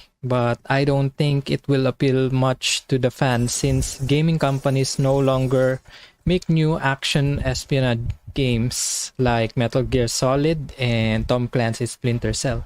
And I believe the genre has been dead for half a decade now. So that's it for me. I hope you enjoyed today's show, and shout out to everyone back in the studio. This is Juan De Marcos signing out. Hello, Timeless Gamer crew. Let's talk great games, shit sequels. Now, my first choice is going to be Dragon Age Origins and Dragon Age 2. Dragon Age Origins, it's a BioWare RPG that was built on the legacy of games like Baldur's Gate and Icewind Dale. It was a really great evolution of the traditional isometric 2D formula into 3D. Wasn't perfect. I still prefer the old stuff, but games had to evolve into 3D to stay relevant, really. And the BioWare had already started this evolution with a few games previously, such as the Neverwinter Nights series and the Knights of the Old Republic series. But Dragon Age Origins, that's when the evolution landed, and it found its feet fully. I'd say the combat, the exploration, all the gameplay elements really landed great. I mean, a lot of people aren't that keen on that type of real-time with force combat, and I'm not that keen on that. I prefer traditional turn-based, but if you're gonna have that and you're gonna have it in 3D style, Dragon Age Origins nails it. You know what I mean? That is the way to do it. There's a few little tweaks you could add to it. Dragon Age Origins nailed it. It had excellent choice and consequences. It's just a really well-rounded and fun RPG, really. Not without its flaws, but it was great. We need to find a way, and I expected a lot from the sequel. Unfortunately, the sequels were absolute garbage. Would do, absolute unless a dragon was sitting in it, I suppose. It's pretty amazing how they could already have such a good foundation and completely balls it up so much, to be I've heard honest. claims like that Um, 1,000 times The- already. basically, I Trust me. mean, We'll find some ships to take you all Dragon back Age for Origins had a adventure. 6-year Till then, development you cycle, stay whereas here. Dragon Age 2 was rushed out, and I think it was in 18 months. I know it wasn't very long. It might even have been a year, but basically a lot shorter development cycle. You know, But some of the creative choices as well were terrible, and that goes down to the gameplay choices. The main we haven't met. screw ups that they made is, firstly, from a gameplay point of view, they basically took all the tactical depth out of it. Instead of creating a game where you had tactical fights, where you had to think and position your players, especially on the harder levels with Dragon Age Origins, they basically evolved that into what is now known as the awesome button. If you go on Google and Google awesome button, there's an EA or BioWare representative speaking about, you press the button, something awesome has to happen. So button awesome, and it shows you basically dumbed it down to stupid levels, and the combat was just turned into a button masher. Really bad, really lame combat. Waves of trash mobs coming at you. Like I say, you didn't really have to employ any tactics. You just have to press your awesome button, and it was just made for a really boring game, which was then backed up by a world which was drab and bland, and instead of you going out and adventuring, you lived in the city and you did all the same quests in the same areas around the city, and it were a drab city, and it just got really dull fast. And it's got the worst boss fight I've ever had. You fight this big horn dude, and it's a one-on-one fight, and it literally, no matter what your character is, what class he is, or what build you've given, it makes for just a terrible boring fight. You literally don't do anything. You just sit there watching stats, do nothing, whatever tactics or whatever you apply to that, apart from swigging odd potions and buffs, it don't do anything. It's terrible. It's called the Irish Shock, and it's so that's my first game. Second game is Witcher 3. But again, you play, what I like about Witcher 2, I mean, everything is a great game, but what I like about it with the combat is if you build your character, however you build it, you feel the difference. You know what I mean? And that makes your decisions feel more weighty. Witcher 2 has got the most amazing choice and consequence I've played in a 3D based game. It is fantastic, phenomenal. The game changes completely based on a few decisions, and these decisions keep changing throughout. You have to play the game through 4 times to see it, all angles and that, and that's what makes it so great. It's tightly packaged. It's perfectly paced. I mean, the start might be a bit jarring for some people who aren't familiar with the lore, but in the past 5 years, everyone's become familiar with Witcher lore, and it is just a really great paced, really fun game with with great characters, a great romance. I think romances are usually ham-fisted in games, but Witcher 2 does it good because it doesn't intrude on the game itself. It's just a wonderful game, and Witcher 3 essentially took that same game and made it probably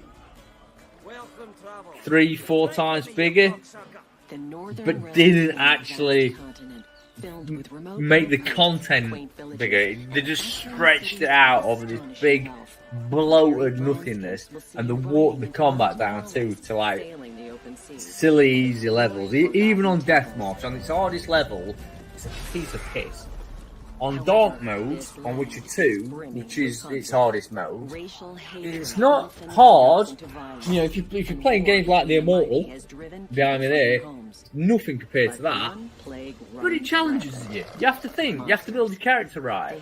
Witcher 3, you don't have to do any of that. You put it on its hardest setting. You just have to dodge attack. It's ridiculous. You don't have to use potions. You don't have to use all your oils. It's crap.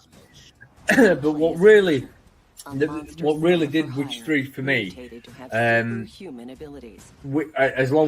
with the bloat was just terrible. But it was just so flat. It was just such a flat game. The story is just bad. It's bad. You're tasked with finding your daughter because the Wild Hunt's after her.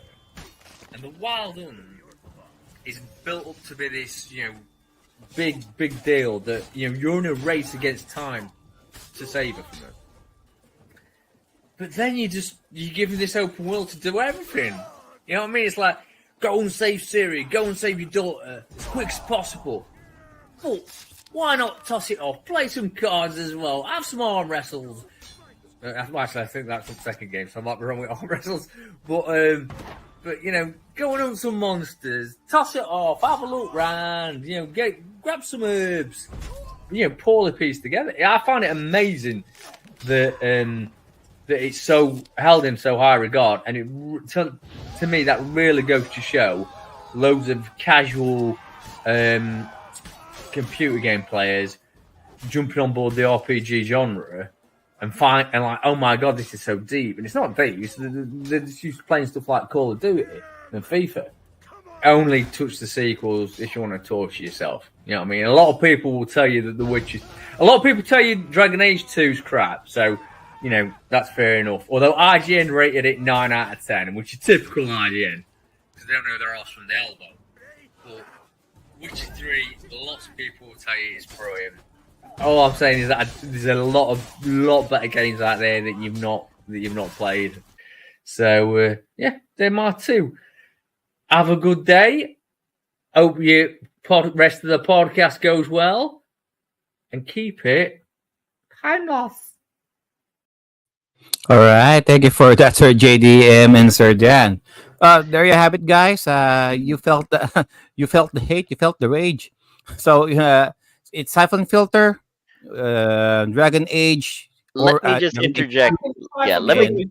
All that was him slagging off the whole series because he thinks Metal Gear Solid is better. That's not even talking. If it was the second Siphon Filter, I get it, but that doesn't count. I'm discounting that one, Jake. He slagged off an entire game series. Two things. I would say in Dan's case, he just touched off a war between people who loved The Witcher 3, which is a sizable number of people, and the Timeless Gamers Show. So, expect the flame wars in the comments and chats going forward.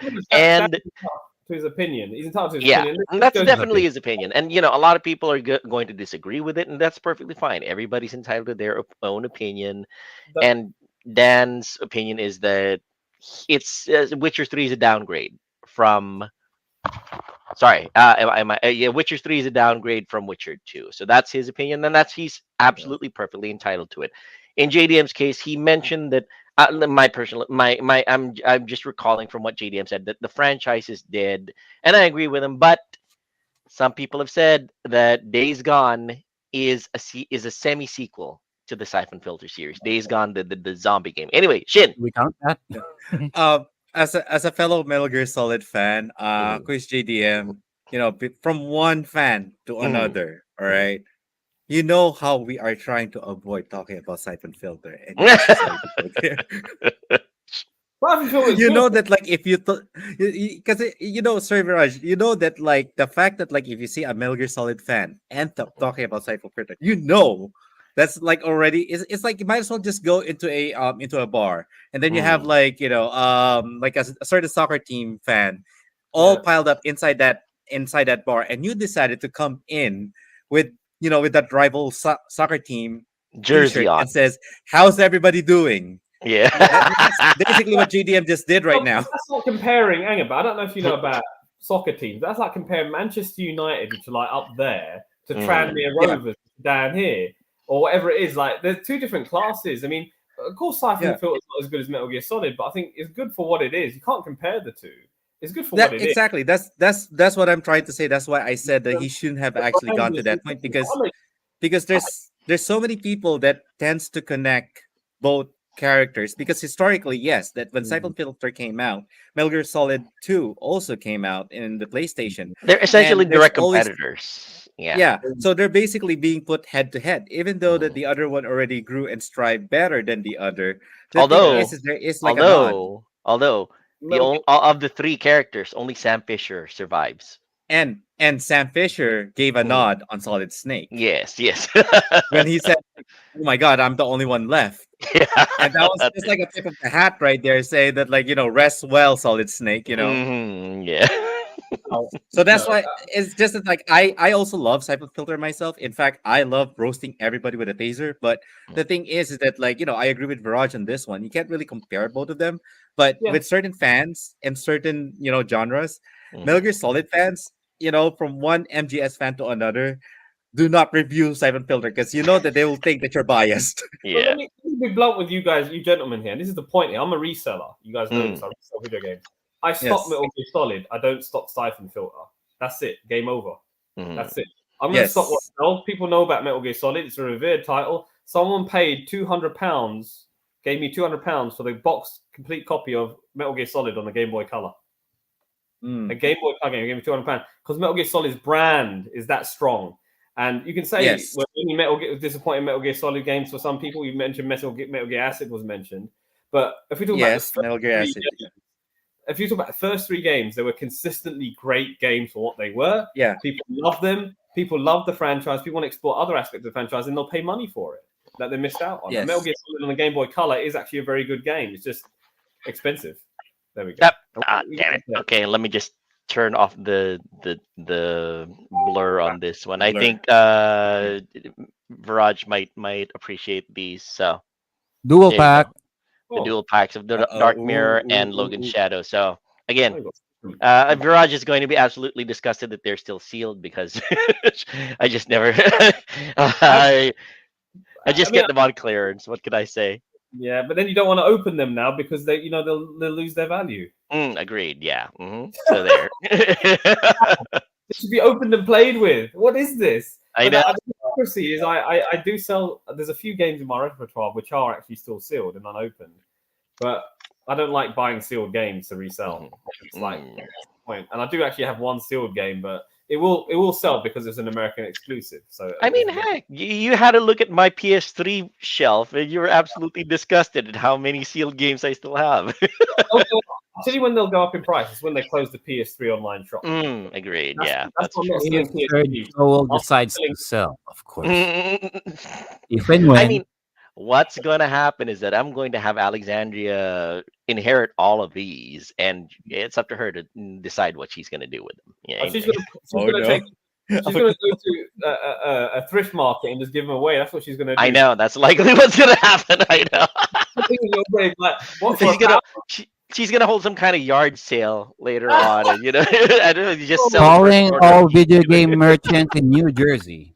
Exactly. She looked at this one. She was like, "Oh, this one's got a pretty picture on it. I'll sell it for. I'll put it for $10 instead Exactly. of Viraj is gonna fly all the way here just to raid Yeah. that Oh, yard sale.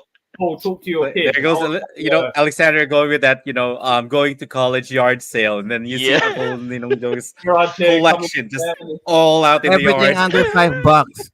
I'm gonna, Oh my goodness. Don't recognize me. All right. Gonna do this. Anyway, so there. So those are our takes on the matter. So JDM gave his opinion. Dan Dan, gave his opinion as well. There you go. Yeah, thank you for And- your So, opinion. One more person. any opinions regarding Dragon Age and Witcher? Well, not think Oh with- not from boy, my it's side. a I mean, it's a whole show in itself. yeah, that's no. Which is We only can't tackle that. It's only because of Netflix. We can't They're not tackle that in the very time that we engaged. have right now. Yeah. Well, not going there's to- still one person here who hasn't issued his disappointing sequel's opinion yet, and that is Joe. Take it away. Okay. Oh, Well, boy.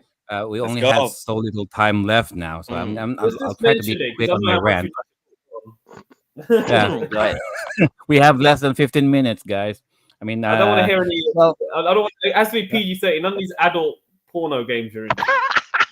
I wish, I but was no, hoping for it already. It's already on I my wish, my bingo list of like who's guilty of I this, wish. you know, Actually, things he would well, say. It's on my bingo list. well, depends on which characters you're looking at. Okay, so for the first game, and guys, I'm a JRPG guy, and I've always been clamoring about Valkyria Chronicles, the first one. So, Yeah, yeah, yeah. and Here I we didn't go. Here really we have go. enough Let's write time that down. to play all of to play games on the console, so I just chose the handheld games, so I can Mm. play them while at work. And Valkyria Chronicles 2, guys. So Hmm. Valkyria Chronicles 2, right there.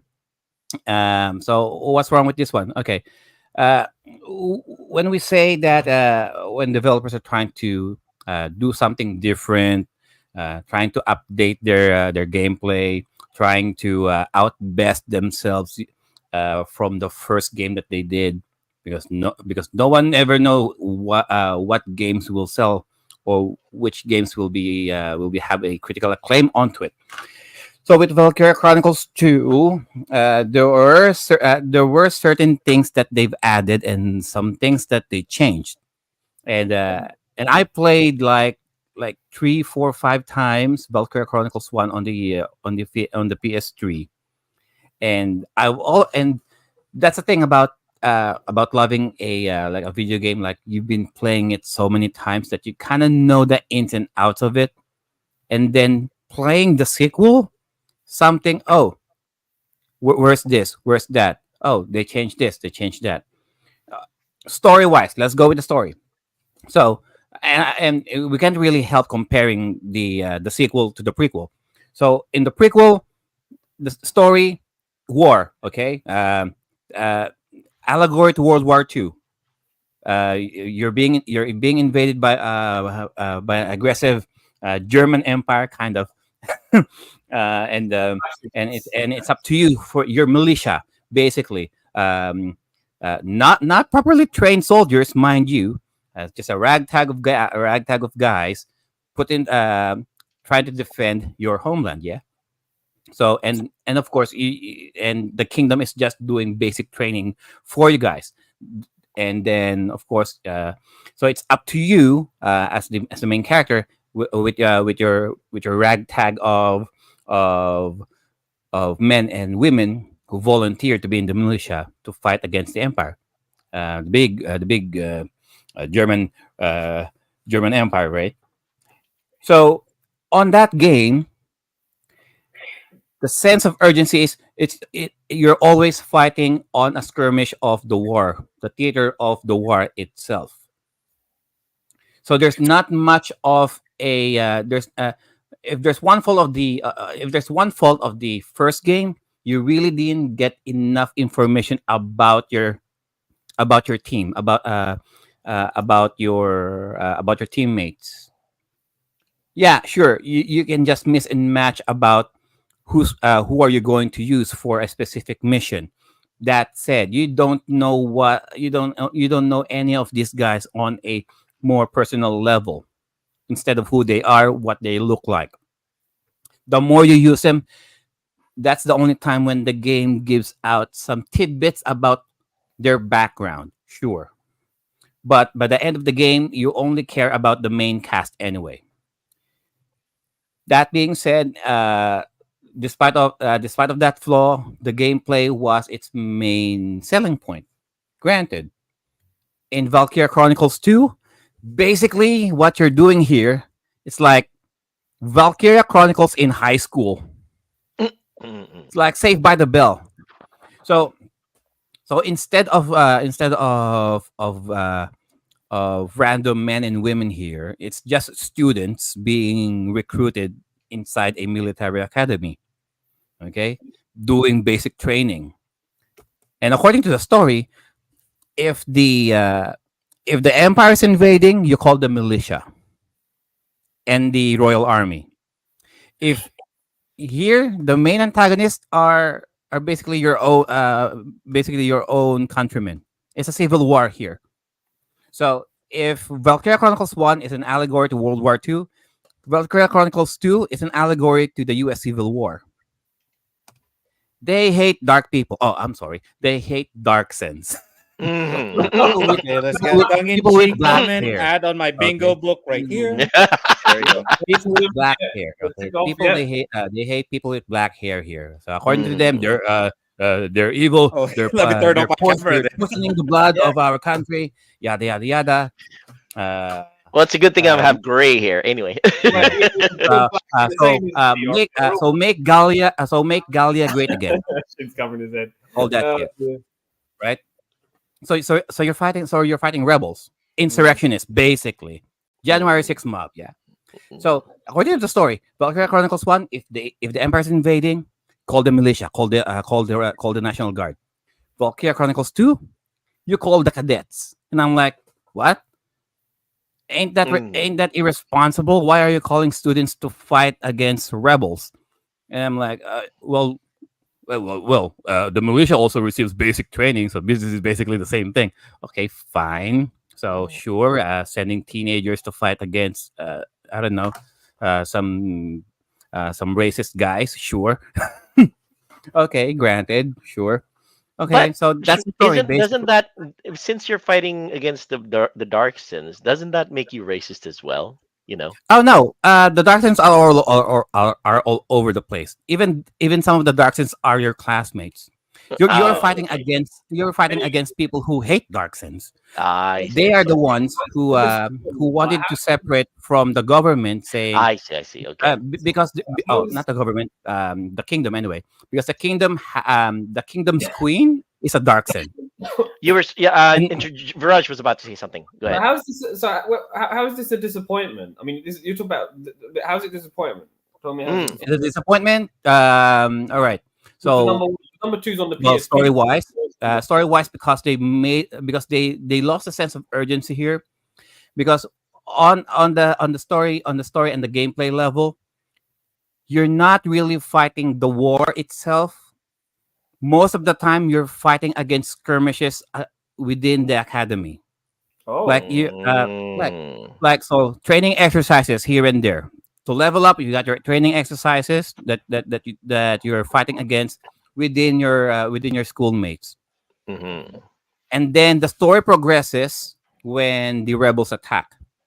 So the key points here will be uh, so uh, until the rebels attacks, all what you're doing is just skirmishes with your classmates and the other classes. That's it. so it takes a long time to actually get into the game itself. That's what you're trying to say.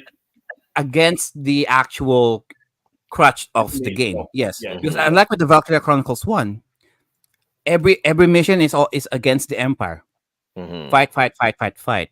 Here, Basically, it's the central conflict, the meat conflict. Yeah. Mhm. yeah, and Okay. here you're fighting mostly against your schoolmates, doing like mock battles and all that. However, to progress through the game, that's the time when they're being attacked by the rebels. Sure, Mhm. gameplay wise, it's pretty much the same as VC. I'm gonna call it VC1. Pretty much the same as VC1. That Mhm. being everything like the command points, the running, shooting, all that same battle mechanics. That being said, if there's one thing that one of the cardinal sins of releasing this on the PSP, they had to, with the limitations of the PSP, they had to remove some of the functions, including the in-game saving. Mm. So what's that supposed to mean? So in VC1, before on your turn, you can save in game. So when you try to, when it's your turn and you're doing something like you're running, you aim for for an enemy. You for some reason it didn't die, like he missed, or you have a sniper, right? Mhm. You only have one shot. You aim for the head. You missed. So what are you gonna do? So you load that save game file. Try it again. That's how it works. Here in VC2, they remove all of that. So let's just say if you miss, Mm, and that will cost you the game. mm. There's no way to load your save game file unless you reset the game and you start the mission from all the way to the beginning. And that's just annoying as fuck. Mm. And people who played Valkyria Chronicles, it can be very just because you have just because your character has a 90% hit rate, you can still miss. Mm. There's no way of telling if your attack's gonna count or not. It's very unpredictable most of the time. So if you can't even so the saving grace of some sort of mercy of VC1 is making sure, okay, things didn't turn out the way you like. Okay, you can load you can load, try again. No, in this game, no, fuck that, man. Go go in the back of the line, try again. That's how it with this game.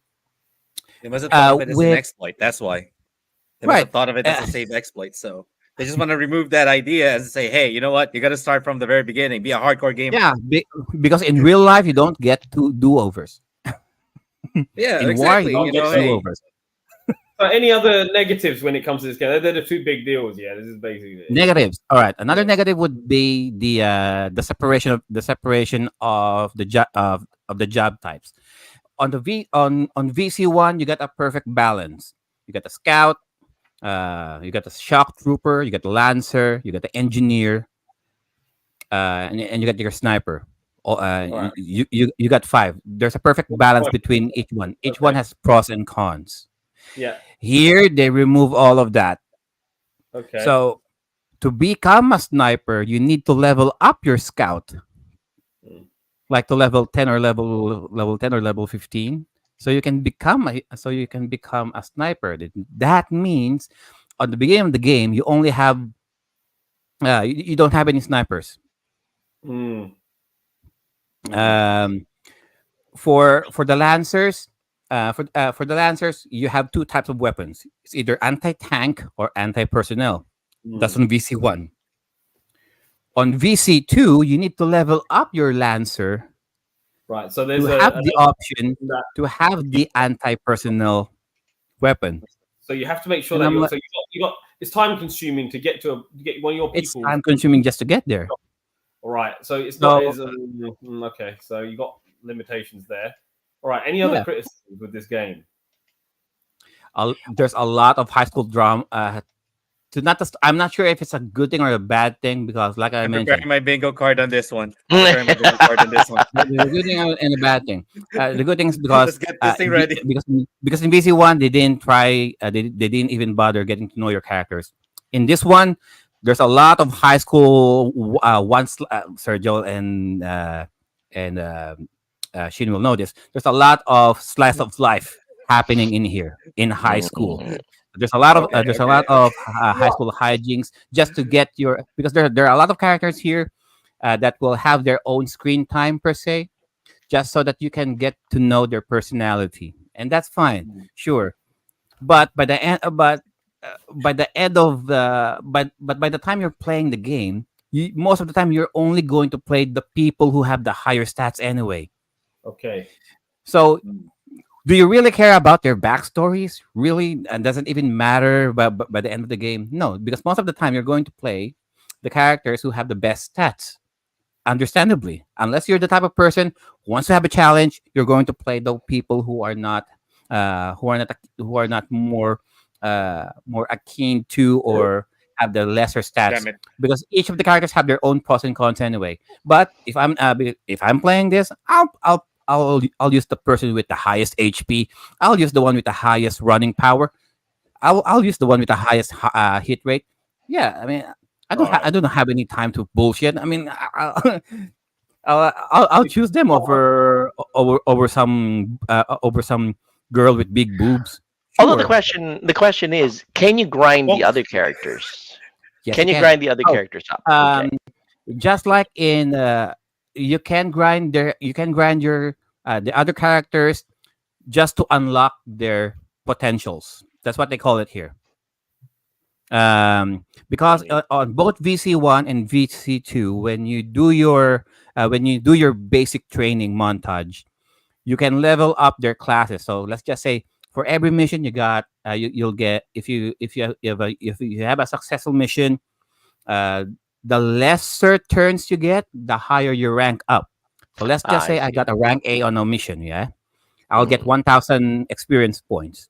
So with that experience points, I can level up either the scouts, the lancers. So I can evenly distribute those experiences.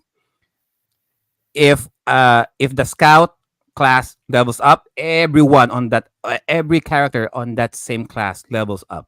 Okay. However, their personalities, their personality potentials will only be unlocked the more often you use them in combat. And there are like more than 30 here. Mm. So that's the thing. So they tried to go Um, for the number of options more than this anything is more else. time consuming Mm. in comparison with with VC1. Mhm. Righty then. I'm not saying it's a bad game, Mhm. but in comparison, they did something so different here that it kind of lost its enjoyment, if that makes sense. Gotcha. All right, so that's enough. I don't want to pry onto that one for too long. I mean, there was this girl here who had really there are some babes I here. know Okay, I know we're going to that point. I'm going off. so I'm going in out to this the game. bathroom real quick. That's Oh, Not for me, Joe. it goes without mentioning that because this is a Sega game, okay? This is a Sega game. Mhm, There has to be there's mhm, supposed to be some babes here. If you're familiar with Valkyria Chronicles, there's mhm, always one mhm, woman here. mhm, There should always be mhm. one sexually objectified girl here that you'll end up seeing, and there is one here. I'm not gonna show it Wait, because yes, sir. Yes, sir. it's kind of He's time gonna talk consuming, about this character. I know he's gonna talk about this character. but I'm just Anyway. saying, the boobs are I, jiggle physics. bingo. There's some jiggle physics here. Yes. All right. I mean, the one of the good things about this game, when they run, I mean, the jiggle physics here Oh absolutely my god! I knew we are fantastic. gonna go Is to that. on point. Okay. All right. Wonderful, wonderful. I mean, God forbid if not gonna be on the PS3, I at mean, least we on the could have. PSP, got that right. I mean, the fact of the matter is, right? The disappointing factor of this game is the fact that it's on the PSP. That's all you had to say. The There's fact that it's also that. Yeah. I mean, not necessarily. I mean, there are things that they it's could got have a limitation they could compared have to kept here, but the I PSP is mean, a comparison hardware to the PS3. Come on, let's be who knows? honest. There might even be a chance, considering how many ports are coming to it. It might become a Switch game sometime in the future. You never know, Well, I right? could just pack my Switch and then put the Mm. PSP games on it Oh, there's anyway. also that. Yeah. That's true. That's true. I all sell right. the Seven Seas every now and then. I'm not saying that I have done that or I would. There's too many other games that are better than this I'd play, to be honest. I'd rather Well, wait for a HD remaster when this comes out again. Because do you know what? That's the trend these days. Successful series get Mhm. collections, remasters in HD. Like I've got Devil May Cry HD remix on PS3. I haven't even played that, and it's just sitting there. So even if I Mm. missed out on it on the PlayStation eras, I could play well, that. if the rumors were true, this game was supposed to come out on the PlayStation 3 2 years after VC1. Mhm. But Sony begged Sega. I'm not gonna say beg, but they asked Sega if they could release it for the PSP just to add some notoriety for the Mhm. PlayStation Portable when the system came out. That's So true. okay, sure. So Sega acquiesced releasing VC2 for the PSP. That they had to do some like I mentioned, they had to do some changes just so that the game could fit on a UMD.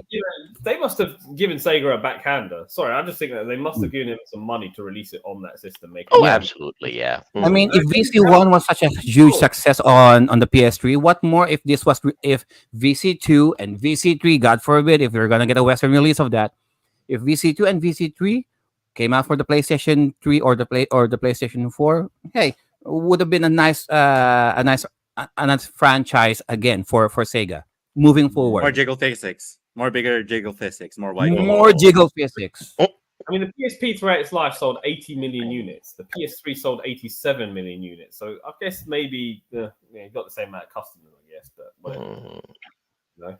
Oh well. All right. So next game will be this Last game. game. It's Gone over love this 3 game. hours. Love this game. This is called your Lunar Dragon Song. Oh my goodness. Okay.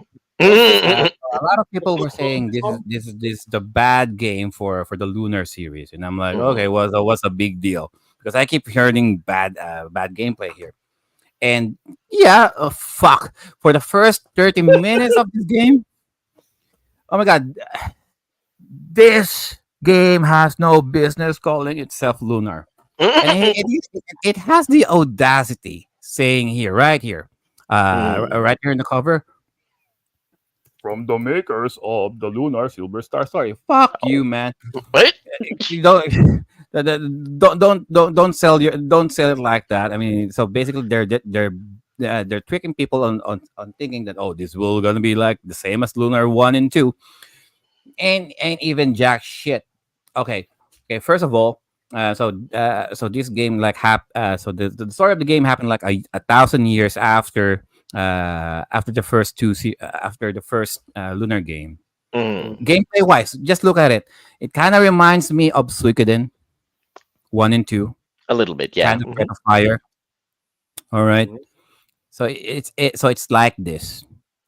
So problem number one, okay. Problem number one, you don't get experience points and items and money at the same time. After battle, you can only choose one. What the fuck was Mm. that? Never in my life, in playing on a JRPG, when I have to choose only one reward. So if your purpose is just grinding, then so you see that blinking blue light there at the Mm. bottom. So if you enable that function, then that means all of the rewards that you're gonna get are just experience points. You're not gonna get item drops. You're not gonna get any money. That's bullshit. Mm. So Oh. and there's a and there's so there's a side quest here, like a guild basically. It's an odd job. So basically, people are asking for stuff. People are asking you to collect items. Okay, where are you gonna get your items? Of course, you're fighting monsters. So So that what means thing is this again, and what system is it for? It's on the this is DS. for the Nintendo DS. So this is Lunar. So what I'm talking about here, guys, Lunar Dragon Song for Dragon the Song. Nintendo DS, Lunar and Dragon. Lunar Dragon Song, Hmm. and so Wasn't it called Lunar Genesis? Oh yeah, sorry, uh, that's uh, the game. That's the Japanese game. Okay, go on. that's the please Japanese game. So if that blue light is blinking, Oh, and sorry, in you Europe only it was go. called Lunar Genesis too. It's only in America they called it Lunar Yeah. Dragon.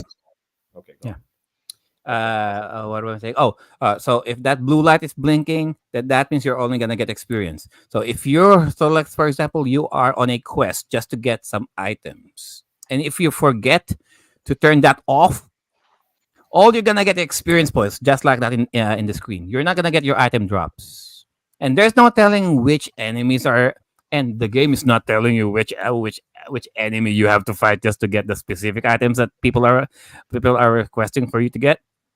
So you're spending a lot of time fighting enemies if you're grinding, Mm. or if you're getting items, or if you're short of cash. Mhm.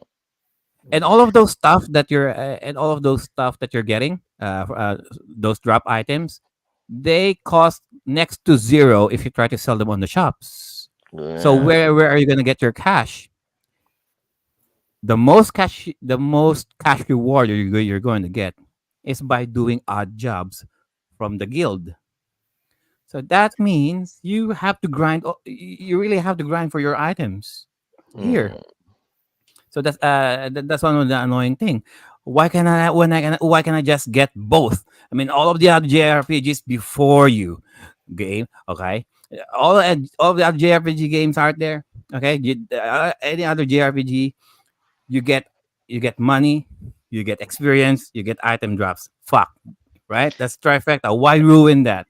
Oh, It's oh, it's funny how according. Oh, Joe describes it. The image that jumped into my mind, the way that Joe described the system is, oh, cool. After fighting this monster, I get this sword. your brain just blinks out Right. because your experience is gone. Dot And dot of course, dot. Like three Exactly. dots came out of nowhere. It's like I got a sword. Three ellipses shows up. It's like what to do with it. Yeah, exactly. That's hilarious. Mm. All right, Joe, go and ahead. a fatal flaw number 2. Mm, So you're seeing them walking there. mm, So if you see them walking, that's their default walking speed. okay. Okay. If you try to run by pressing the B button, if you press the B button, press it and hold the B button, they will run. Sure, but running will deplete your HP one by one per each step. So that means while I'm trying to grind, while I'm trying to search for enemies, trying to get for experience, trying to get all of the items I need, fuck it, do I need to sprint or do I need to casually walk? If I walk, Casually I walk. won't lose HP because fuck, I don't have enough MP to replenish my HP because God forbid I can only level up I can only level up if I only choose to level up Mm. or get items to sell enough cash to buy items to replenish my HP because when I'm run it drains my HP. So fuck it. So why did they added that function? So according to an Because interview, go ahead, go it ahead, go ma- ahead. according to the interview, it kind of makes the game slower. Now, That already is really. they're Oh pandering to people like me who think of exercise as, death itself. Anyway, continue. yeah. So is that the thing here? It loses because you're running, you're losing stamina. Yeah, So in that case, you're losing HP as well. pretty Fuck much. Yeah. that, man. Oh sure, I'll give them props for realism, but it's not really needed here. Mm-mm. If the default walking speed is considerably fast enough, I can tolerate it. But look at that. See, Mm. oh, in this game you cannot you are not allowed to target which enemy you're fighting. Okay, Oh, no, that's bad. No, that is so the very game bad. will automatically picks the enemy for you. No, no, no, no, no, no, no. That What is removes mercy? that removes the tactical aspect of turn-based gaming Mm. completely. The whole What is point of mercy, you. Sir Joel? What the mercy here? There is Mhm, the manual attack or the automatic attack. So just use mhm. automatic and let your and just watch. You don't have to No, press anything. that doesn't make sense. The main conceit of turn-based gaming is that it allows you to focus your attacks on which enemy would give you the most advantage to hit at Right, that particular moment. Yes. right. Hmm. Oh no! So the game will randomly pick an enemy for you, and hopefully your attack hits regardless. Right? Oh, that's insane. Oh, No, no, no. Mm-mm. by choosing by choosing your own enemy is gonna make the game a little bit slower. Oh. Fuck. Okay. Oh my Oh god. my god. Yeah, it says Uh, certainly does sound like a disappointment, especially from somebody coming from the Lunar series from 1 and 2. 1 and 2 were masterpieces. This one sounds like it was, it was and just got. Mm, Game Arts. So Game mhm, Arts were the developers of the Lunar series. Okay, and you know how Sony uses Marvel's logo when they show Venom mhm. or or Oh yes. Madam Web or Morbius. It's like they did the same thing. They only put Game Arts Mm. on the intro and on the paper just so the people can be bamboozled thinking, Mm, oh, it's the same company. No, it's another company who did this game, not Game Arts. Game mm. Arts is just there for I don't know for for executive producing rights, and like anyway they're just there on name only. They didn't do shit about this. But they had the IP of Luna. They made the They had first. the IP, but they let somebody else do the game, Yeah. So to be honest, and I've got they Luna. think that this is an okay game design. I mean, I've got Lunar Legend on the Game Boy Advance, and that's just a remake of the first Silver Star, an enhanced version. And to be honest, Silver Star's been done again and again on PlayStation, and we've got a Game Boy Advance port now. But that is a really good game, to be honest. Silver Star and Eternal Blue. If you want to play some Lunar games, they're the ones you want to play, be it on Sega CD, PlayStation, or the remake, the enhanced port on the Game Boy Advance. But this clearly looks like a travesty, really.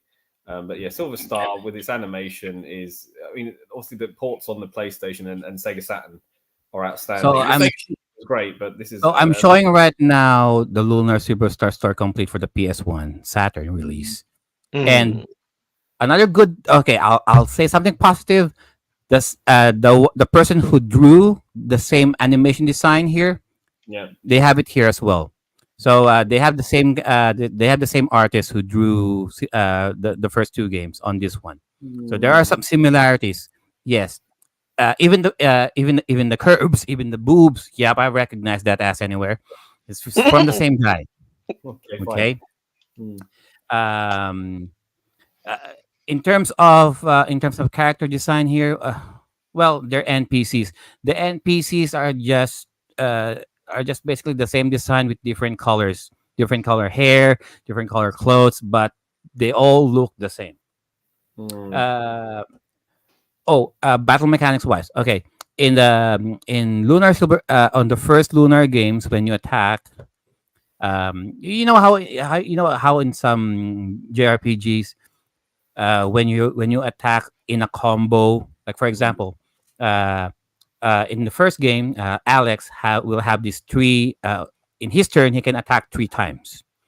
If one attack is enough to kill an enemy, then he moves to the next enemy. So he'll spend the next 2 moves on the next enemy. Yes. In this game, no, fuck that. One character, he or she might have 4 or 5 hits. It will only hit one enemy. So the first hit happens, kills the enemy. It wastes the next 3. Is that it? It wastes the next attack. Yes. Okay, yeah, that's bad. So let's just for example, like you're already like level 50, yeah, and you're fighting an enemy, and you're grinding for some items, and the enemy is like level 1. You think that one attack will be enough? No, you will be overkilling the enemy because the game is not allowing you to target somebody else to get another. So all of those 5 attacks will happen on an enemy with only like 10 HP points, 10 hit points. So it's not like any other JRPGs out there that one hit. If it only takes you one hit to kill an enemy, then you move to the next. You automatically move to the next. Fuck that, man. You've written something here about Valkyria Chronicles in the comment section saying apparently one didn't sell as well as Sega was hoping for. So Sega decided to make the second one for the PSP to save money, basically. They weren't confident that VC had a large fan base to warrant a sequel on the next-gen platform, so the rumor goes. They underestimated themselves. Well, no, not really. Let me just be blunt here. JRPGs aren't exactly the most popular genre in the West, and there's so much competition because there's so many of them. And like I said, I would beg to differ why they made it like why they made it like a shooting game. If it's not so, because that would beg the question.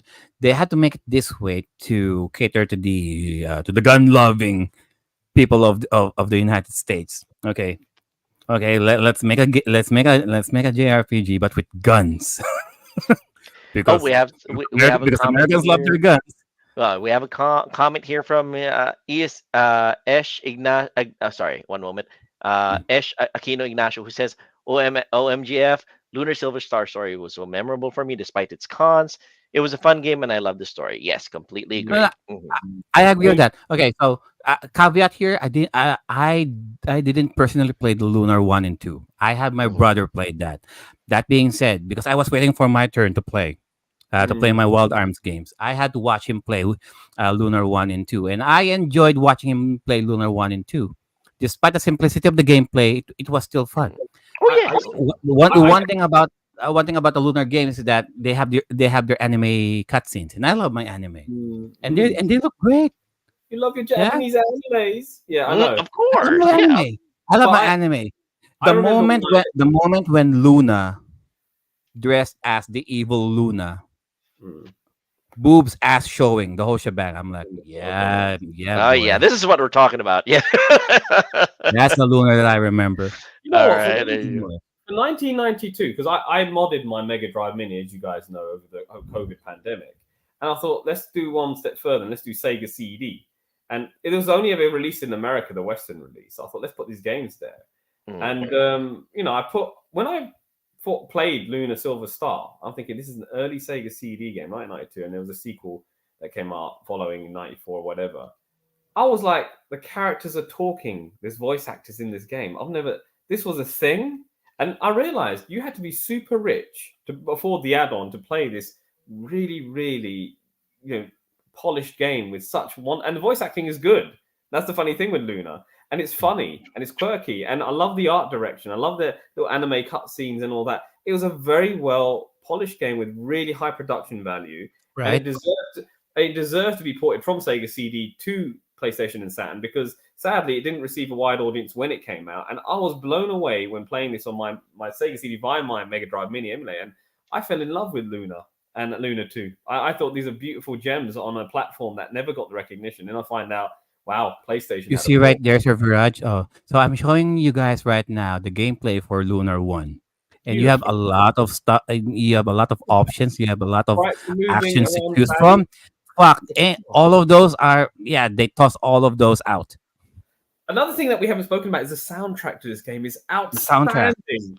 Oh my god, it's an amazing sound. Ashley's saying, I love the evil singing part. Of course, this is such a quirky game, and I think of course you like the evil singing part. It's Luna on a bikini. I love it. So there you go. I love it for the wrong reason.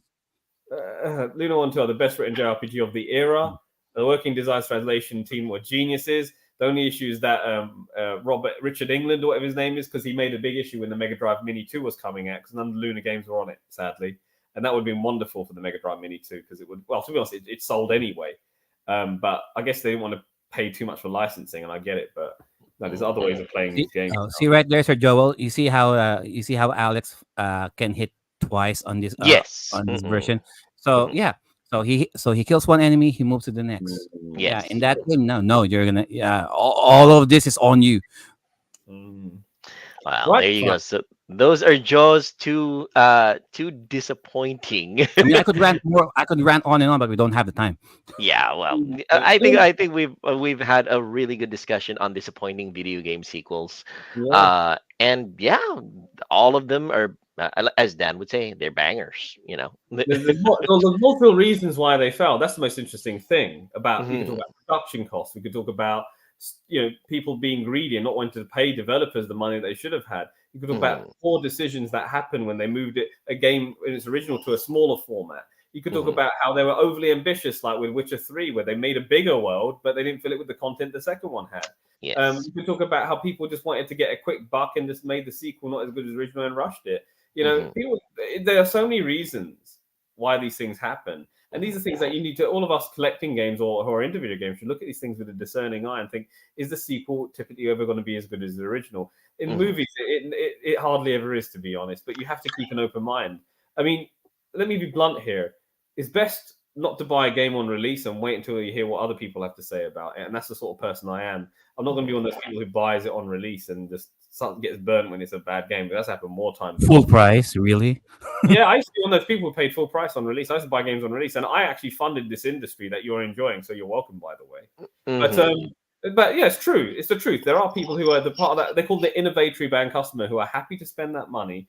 I did that. Okay, and now I've sat on those games, and they're worth a lot more now because a lot of the games that I chose are actually quite good because they're made by Nintendo.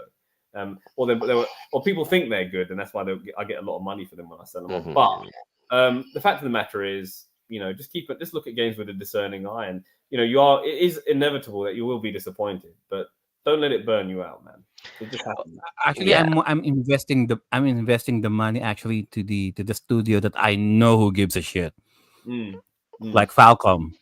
That's why I'm collecting. That's why I'm collecting the Trails of the Legend of Hero games. What about these? What about the Ys franchise? Do you like them? Ys?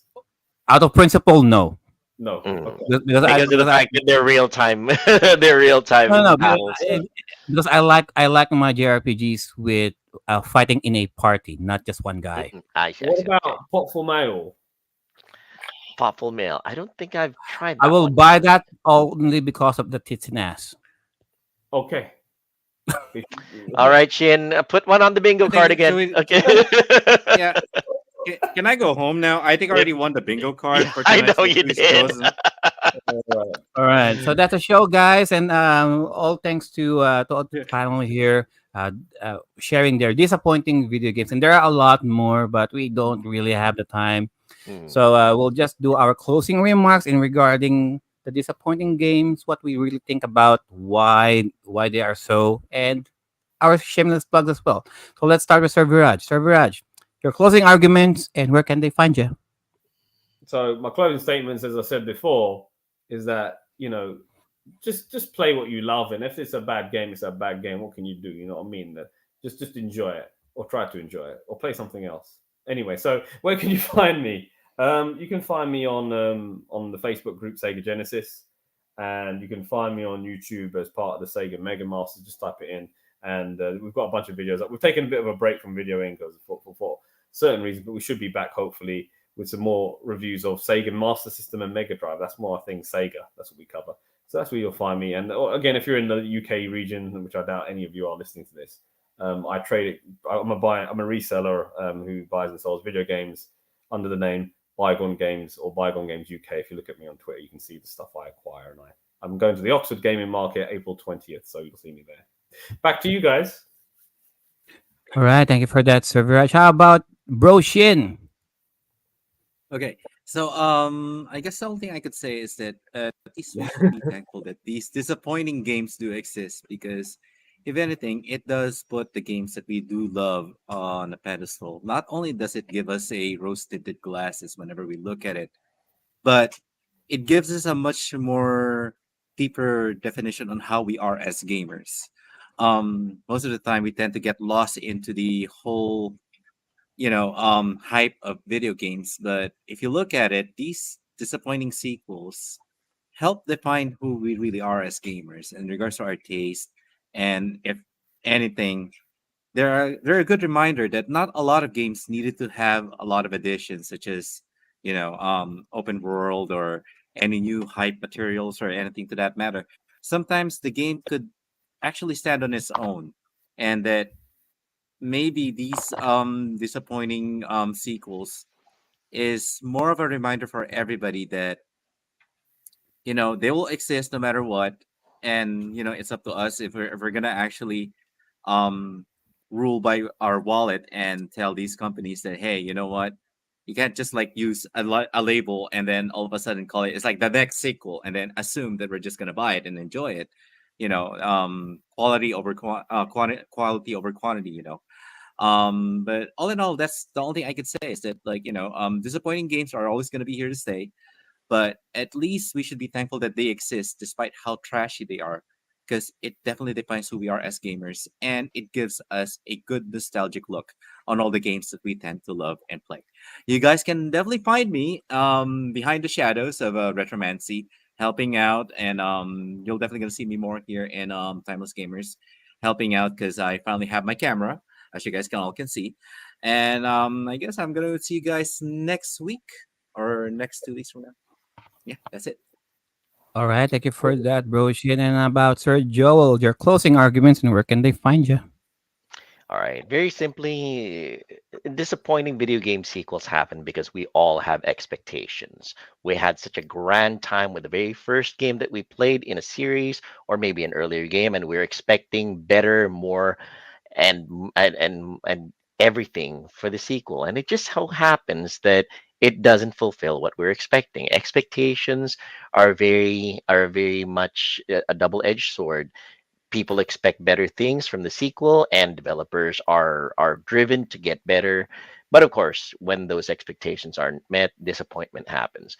Like Shin and Viraj has said, temper your expectations, enjoy your games for what they are, and don't think of it as wasted money. Just think of it as a brand new experience. Appreciate it for what it is, and who knows, you might actually learn something new about a different direction that a game is going into. So, I'll always try to find the good in things. So you can always find me in streaming various games, mostly retro, some new games on my kick.com channel under Banyaga Native, also on twitch.com under Banyaga Native, also always here on the Timeless Gamers Show, and hashtag FUFB. Back to you, Joe. FU, FB, and FU Lunar Dragon song. All right. Mm. Uh, so sequels happen, guys. Two things: either the developers only doing it for the money, just to capitalize on the popularity of the first game, or they really want to improve on the things that they weren't able to do on the first game. They really are inspired to do it. Either of the two. Just a shameless plug, of course. We are going to have um, for tomorrow. Quantum Bijuan will be doing the X-Men episode. There, there, there, there, there. X-Men we're 97. I was so watching it on Disney Plus. It's good. So, oh yeah. So we're going to discuss the animated series back in the 90s and the latest iteration of the X-Men under Disney Plus. I think there's only like 2 episodes as of the Yeah. moment. Yeah. So Early we're going to talk feedback on it, it's surprisingly good. Early feedback on it about is surprisingly good. It is good. I've seen so, it. so that is for tomorrow, Sunday, March 24th, 9 p.m. Manila time.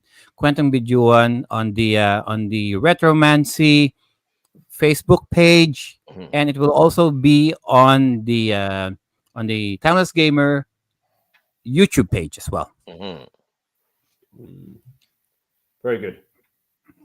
And of course, our podcast, which is the Timeless Gamer Show, is being powered by Streamyard, and we are already an affiliate of Streamyard. They've been very very uh, nice to us, and Yes. thank you for Streamyard about that. Bless you, StreamYard. And you can start your own online live streams, webinars, live shows, or podcasts by clicking in the link that we're going to provide you. It's going to be available on the description, or it's going to be here on the chat that I'm going to post right now. And you can have, by clicking on that link, you will have a 14-day free trial by using the link. No credit cards necessary. So that's StreamYard. So go on ahead and use that link, and it's been working for us for the last 80 plus episodes or so, and we are very thankful for StreamYard because of it.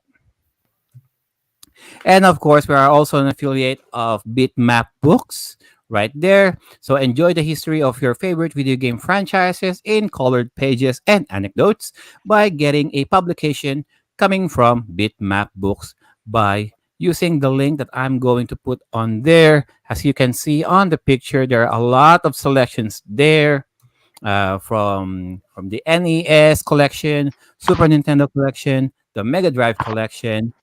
They even have genre specifics like Metal Gear, King of Fighters, the beat 'em up games, all that stuff. So just click on that link right there to get your first bitmap books.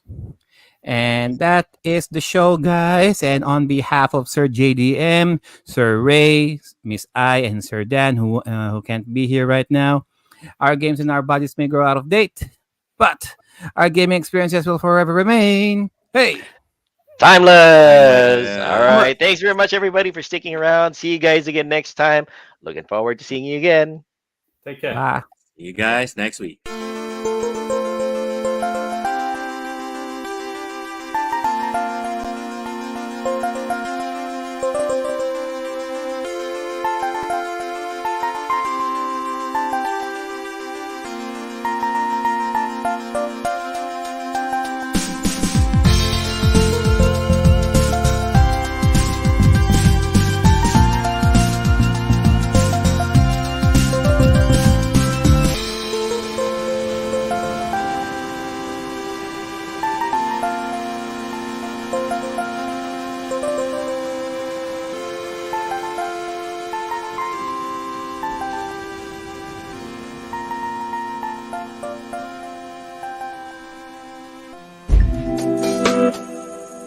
you